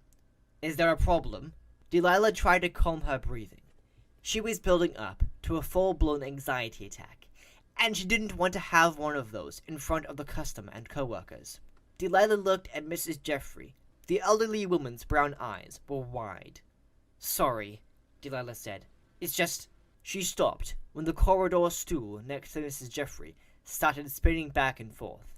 She blinked, and she realized Ella was on the stool. Ella was playing on the stool! "Stop it!"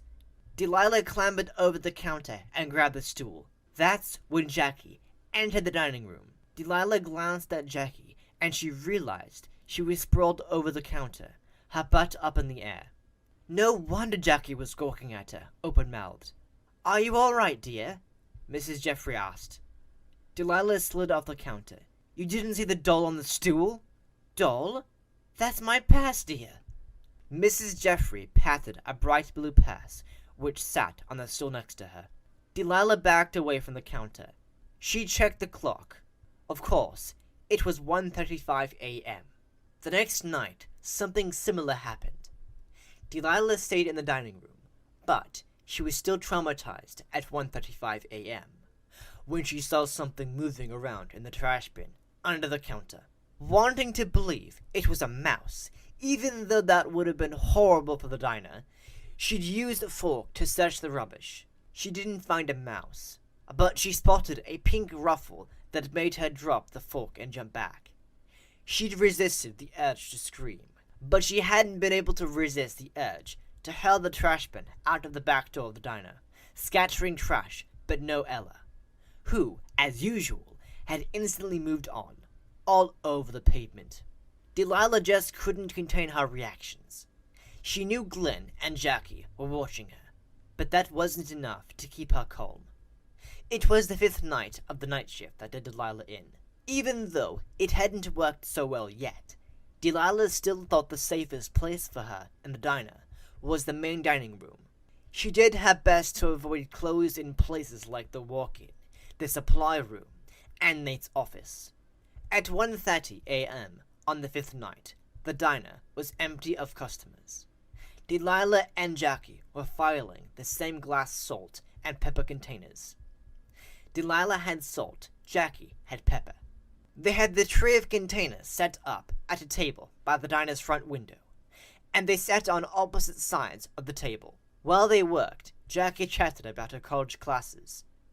Delilah tried to pay attention, but she was mentally counting down the minutes and seconds to 1:35 a.m. What was it going to be tonight?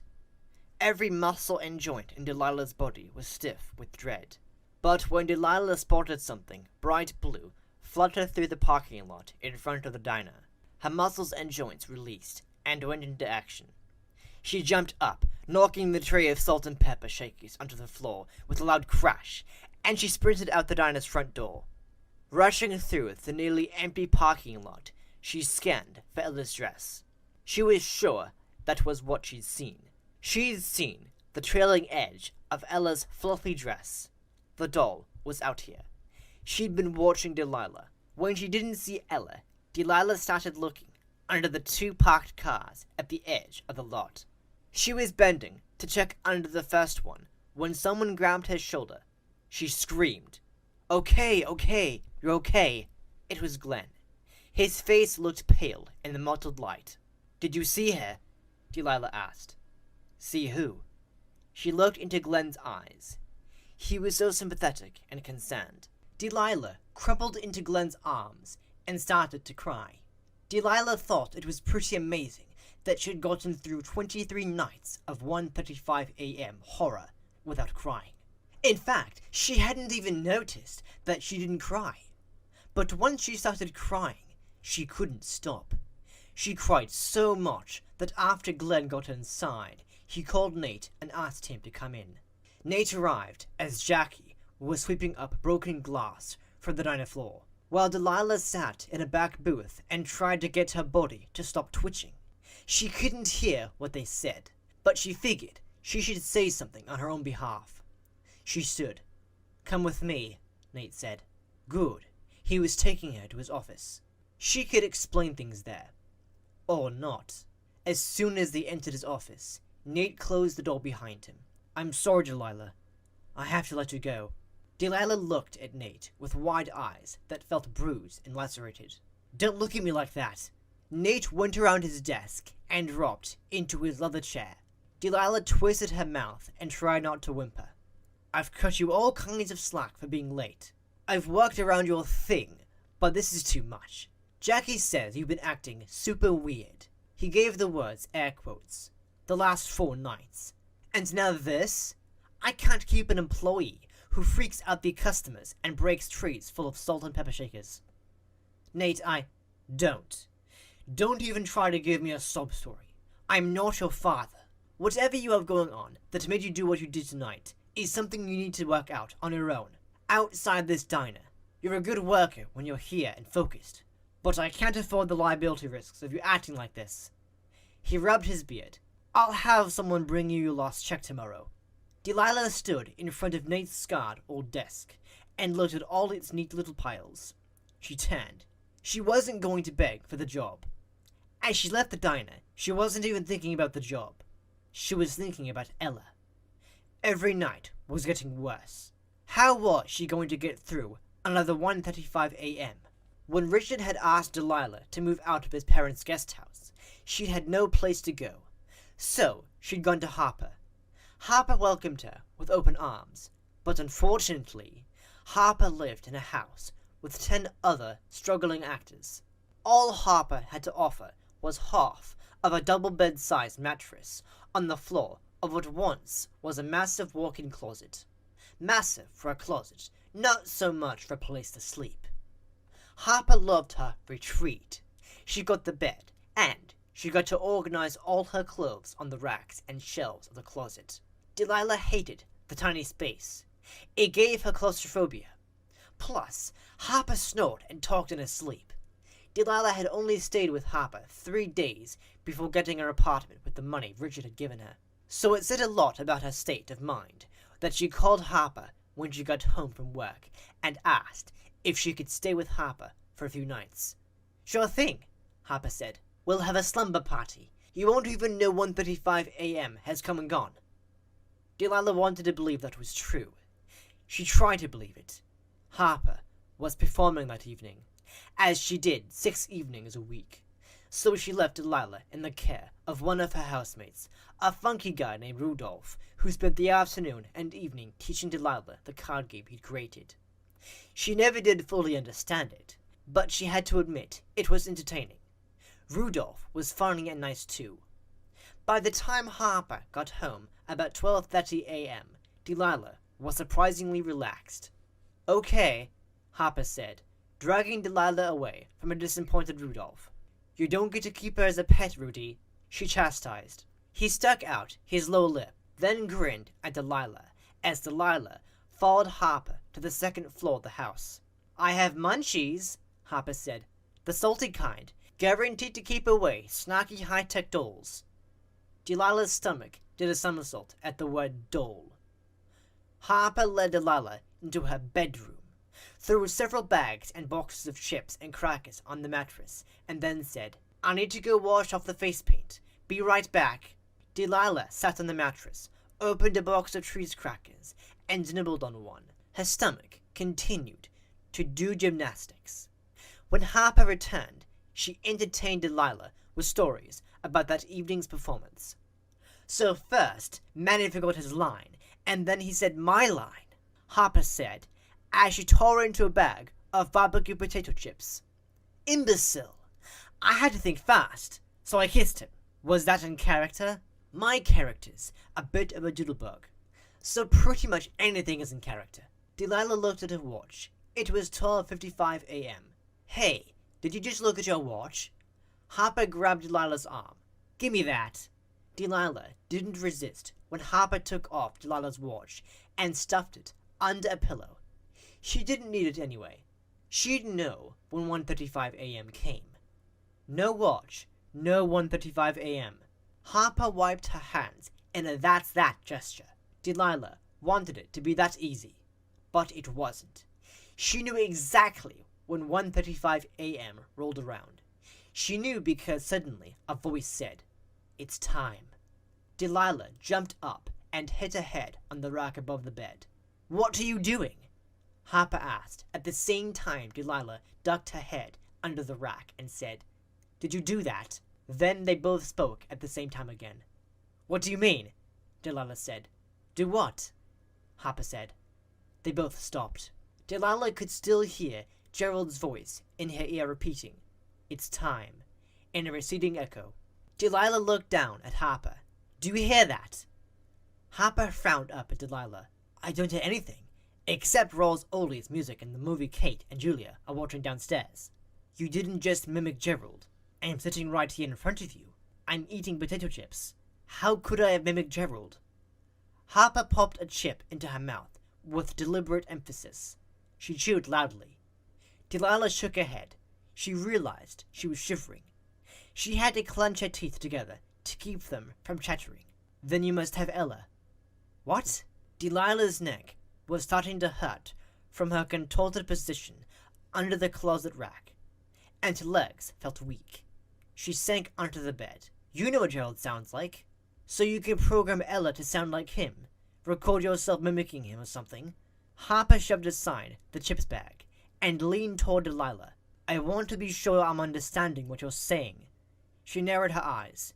You're saying I took your wacky doll and somehow got her to work, and I recorded my impression of Gerald on the doll so we could play that for you. That's what you're saying? Delilah shook her head. No? Harper asked. Then what are you saying? That is what I'm saying. You're just crazy is what you're just. I don't have this stupid doll. I never saw the stupid doll. If I had seen the doll, and I had taken the doll, I sure wouldn't have recorded something on it to scare you. Why would I do that? I don't know. Delilah looked at her hands. She felt a little stupid. Why would Harper do that? Then she remembered the voice she heard. But who else could have done it? You tell me, Delilah said. Why did you do it? I didn't do it! Harper shouted. Delilah flinched. Then she whispered, But there's no other explanation. Harper stared at Delilah. Geez, Del, you're losing it, girl. She shoved the junk food off the bed and curled up on her side with her back to Delilah. I'm going to sleep. I wish I could. You could, Harper said. Just get out of your head. It's not me. It's Ella. Harper sighed, then started breathing deeply and evenly. Must be nice, Delilah muttered. The next day, Delilah spent most of the day hanging out with Harper and her housemates, because she didn't fall asleep until almost 7 o'clock a.m., and Harper woke her when she got up at about 10 a.m. Delilah was fuzzy with sleep deprivation. She felt like someone had stuffed her brain with cotton candy. When she got up, Harper seemed either to have forgotten Delilah's accusations or forgiven them. She didn't say anything about what had happened between them, and she was her usual vivacious self all day.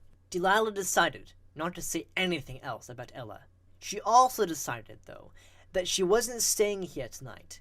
She'd leave while Harper was at the theater. She didn't know until she walked out to her car at 4:35 p.m. where she was going to go. It came to her in a flash of brilliant insight. She'd go to a motel on the other side of town. Ella wouldn't be able to find her there. Delilah didn't think anyone else, like Harper, would find her there either. She wasn't going to use an assumed name or anything, but Harper didn't process things in the sort of organized way that she'd think to do a search of motels and find out if her friend was staying there. So at 6:15 p.m., after Delilah ate a burger and fries at a fast food place, she checked into the Bed For You motel on the outskirts of the scruffier side of town. The quality level of the hotel was evident in both its name and the fact that its fading sign announced a bed and a TV in every room. Talk about luxury, Delilah said when she parked her car over weeds growing through cracks in the time-worn asphalt. The price was right, though. Trying not to breathe in the smells of bleach and stewed cabbage in the hotel's small brown lobby, Delilah paid for 3 nights. She was happy that the total barely made a dent in the credit limit on her one credit card. She was also happy that she got a room at the far end of the long, low building in the back, away from the traffic. The heavy woman behind the desk wasn't interested in Delilah at all. She was too busy watching a documentary about spiders on an old TV mounted on the wall next to the check-in counter. The old hotel room was surprisingly neat and clean, done in the same ugly brown tones Delilah had found in the lobby. The room wouldn't win any beauty prizes, but it smelled fresh and everything worked. The bed was even comfortable, because the only other surfaces in the room suitable for sitting were a couple of straight-backed, cloth-covered chairs. Delilah plopped on the bed as soon as she bolted the door and set her staff on the low bureau across from the bed. She was pleased to discover the motel was pretty well insulated. The traffic on the busy road in front of the motel was just a distant shh, and Delilah couldn't hear anything else. She'd thought she might watch some TV when she got in the room, but she was so tired she risked lying back on the pillow. Tense, expecting the usual panic attack symptoms, she was thrilled when she felt nothing but exhaustion. She closed her eyes, and sleep took her from the motel room into the promise or portent of her dreams. The sound crept through her sleep like a spider crawling through her synapses and leaving silken trails along her neural pathways. It was a scuffing sound, like something scooting over a rough surface. Her mind couldn't make enough sense of it to integrate it into her dream about riding horses. So the horse in her dream threw her off, and she came face to face with the spider. She screamed, and the scream slung her back into consciousness. Delilah's eyes opened, and she realized she was still screaming. She pressed her lips together and bit her tongue. She wanted to get up and run, but she couldn't. She was paralyzed. Wait, was she awake? She thought she was. Above her, something crawled on the roof. It made a similar sound to the one in her dream, but this sound was worse. It wasn't just a sound of some spider going about its business. This was a strategic sound. It started. It stopped. It moved here. It moved there. It was a searching sound. A seeking sound. It was the sound of something with an objective. And Delilah knew she was the objective. Ella had found Delilah. She was looking for a way into the motel room, whining like a kitten being hunted by a coyote. Delilah struggled to free her limbs from whatever force held her immobile. But she was still pinned to the bed. The only thing she could do was move her head. So she turned her head and looked at the digital clock on the bedside table. It read, of course, 1:35 a.m. As soon as Delilah saw the time, she discovered she could move. She thrashed free of the bedspread, which she'd managed to wrap around herself in her sleep. She jumped from the bed and crouched against the wall by the door, her gaze riveted on the ceiling. Flashing dark red light from a neon sign next door to the motel split across the ceiling like blood spatter. It was sporadically illuminated by the flickering fluorescent lamps that lit up the motel walkways and parking lot. This meant Delilah could see what she needed to see. Nothing was coming through the ceiling, but that didn't comfort her. Ella had other ways to get into the room. And even if she didn't get into the room, the very fact that she was outside the room, on the roof, meant that Delilah's brief respite was over. There was no getting away from Ella. Delilah began rocking back and forth like a child, and she hummed until daylight broke. She didn't know what she was humming at first, but then she recognized the tune. She was humming the old lullaby her mom used to sing to her when she was little. Even though Delilah had paid for 3 nights, she left the motel room about noon the next day. There was no point in staying. She couldn't sleep. She wasn't safe there. She was pretty sure she wasn't safe anywhere, but Delilah figured being mobile wasn't a bad idea. This assumed, though, that Ella's circuits hadn't noticed the make, model, color, and maybe even the license plate of Delilah's car. Ella had, after all, ridden to the apartment in the car. She probably had left some sort of tracker in it. Delilah's travels were no doubt a pointless waste of time and gasoline. But what else could Delilah do? So she drove. She drove all afternoon and all evening. She drove all over the city, exploring neighborhoods she hadn't known existed. She gazed longingly at big family homes and children playing in the park. She cruised the shopping district, remembering what it was like to be able to buy whatever she wanted, and also remembering how little pleasure that had given her. She'd never wanted things. She'd wanted love. When the sun started going down, a little after 6, Delilah realized she was being stupid. Very stupid. Why was she staying in the city? Why not get out of town, drive out into the country? Wouldn't it be harder for Ella to reach her there?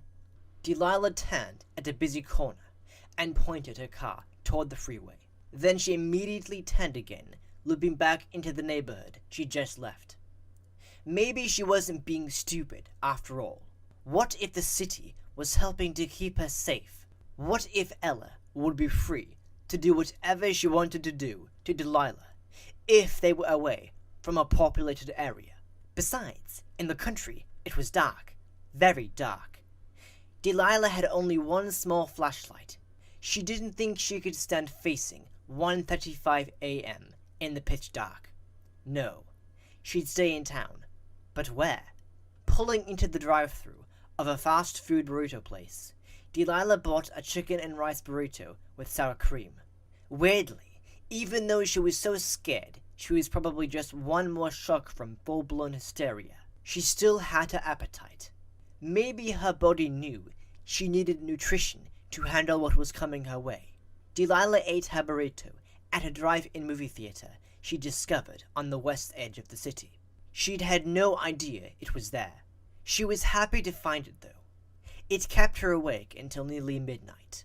That's when the last movie, a chase scene heavy action flick, ended, and Delilah had to join the ragged line of cars struggling out of the drive-in.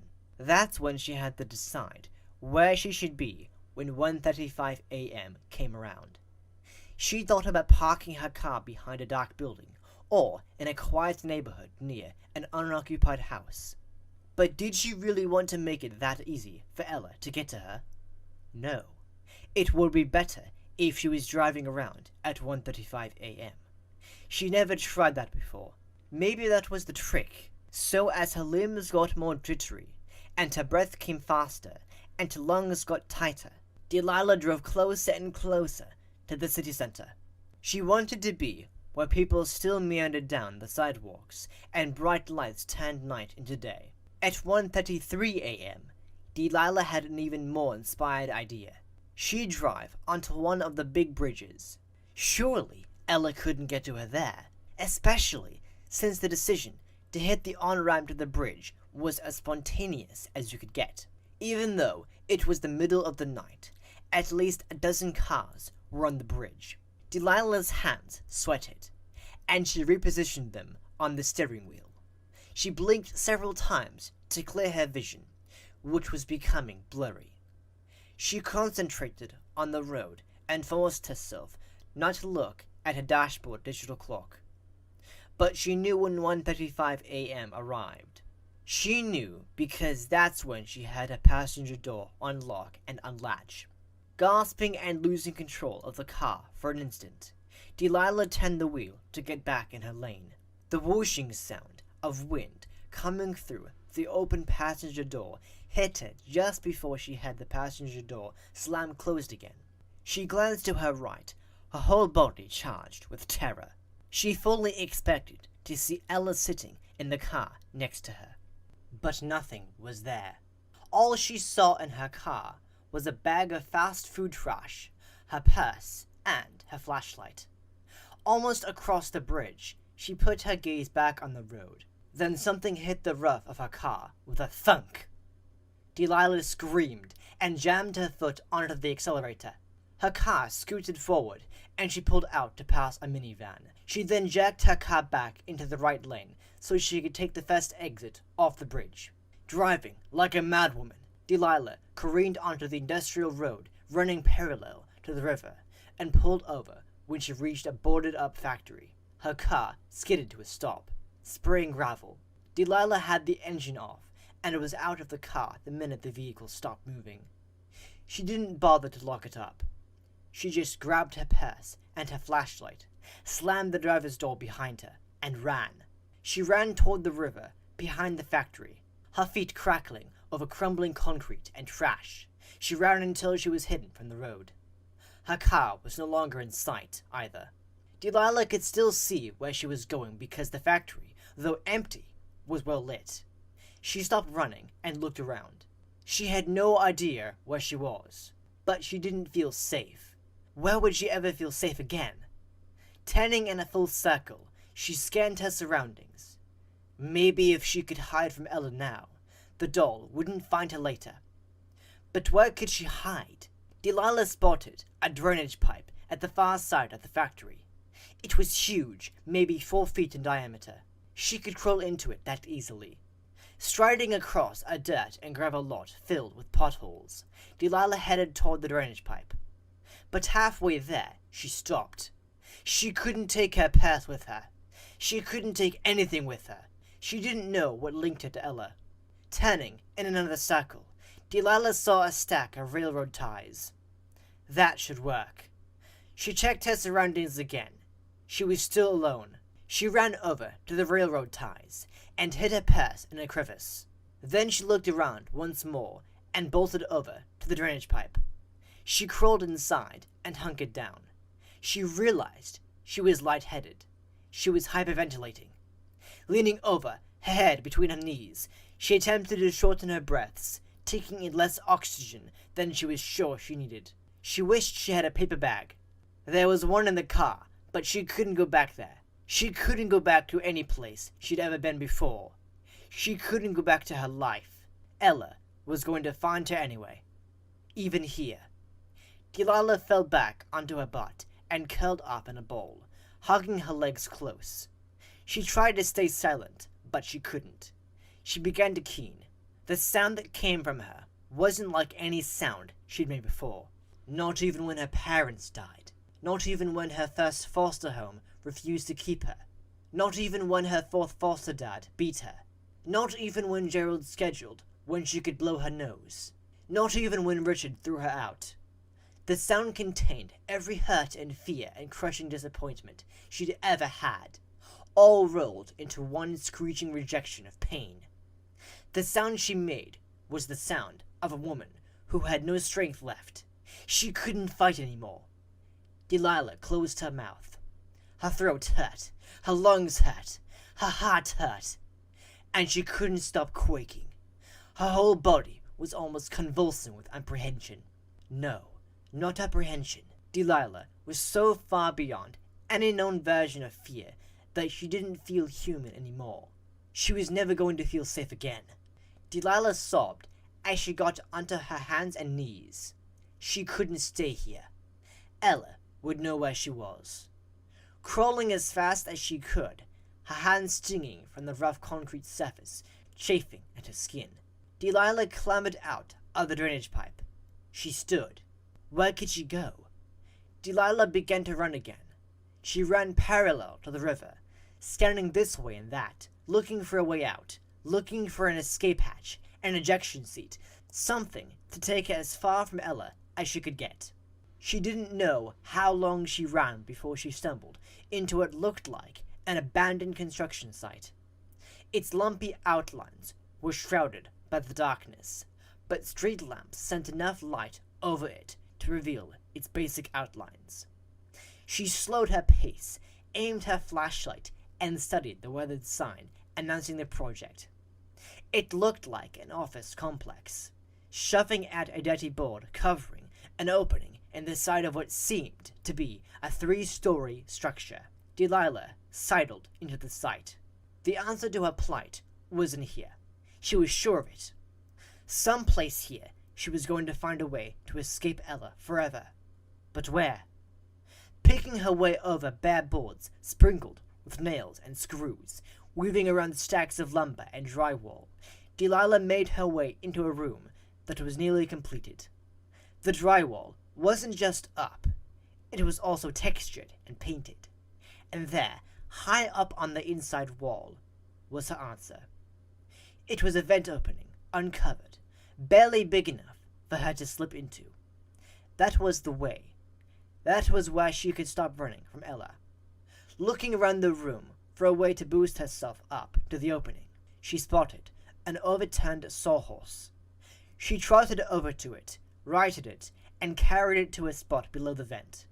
It was strong and stable. Stopping to listen, to be sure she was alone, Delilah hoisted herself onto the sawhorse, stood on her tiptoes, and was able to hook her hands over the front of the vent opening. From there, she did a pull-up, thankful for all the upper body strength she got from heavy cleaning at the diner.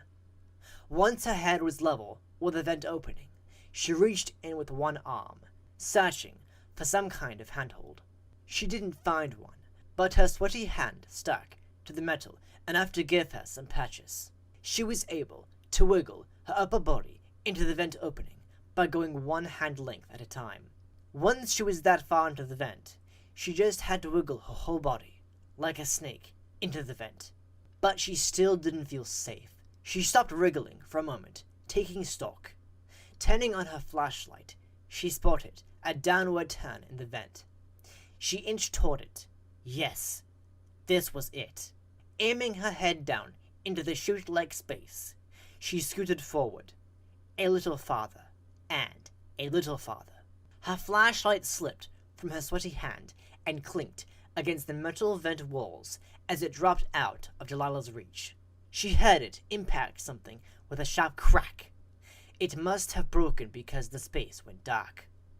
Delilah's shoulders wedged her so tightly into the compact metal enclosure that she knew she'd finally found it.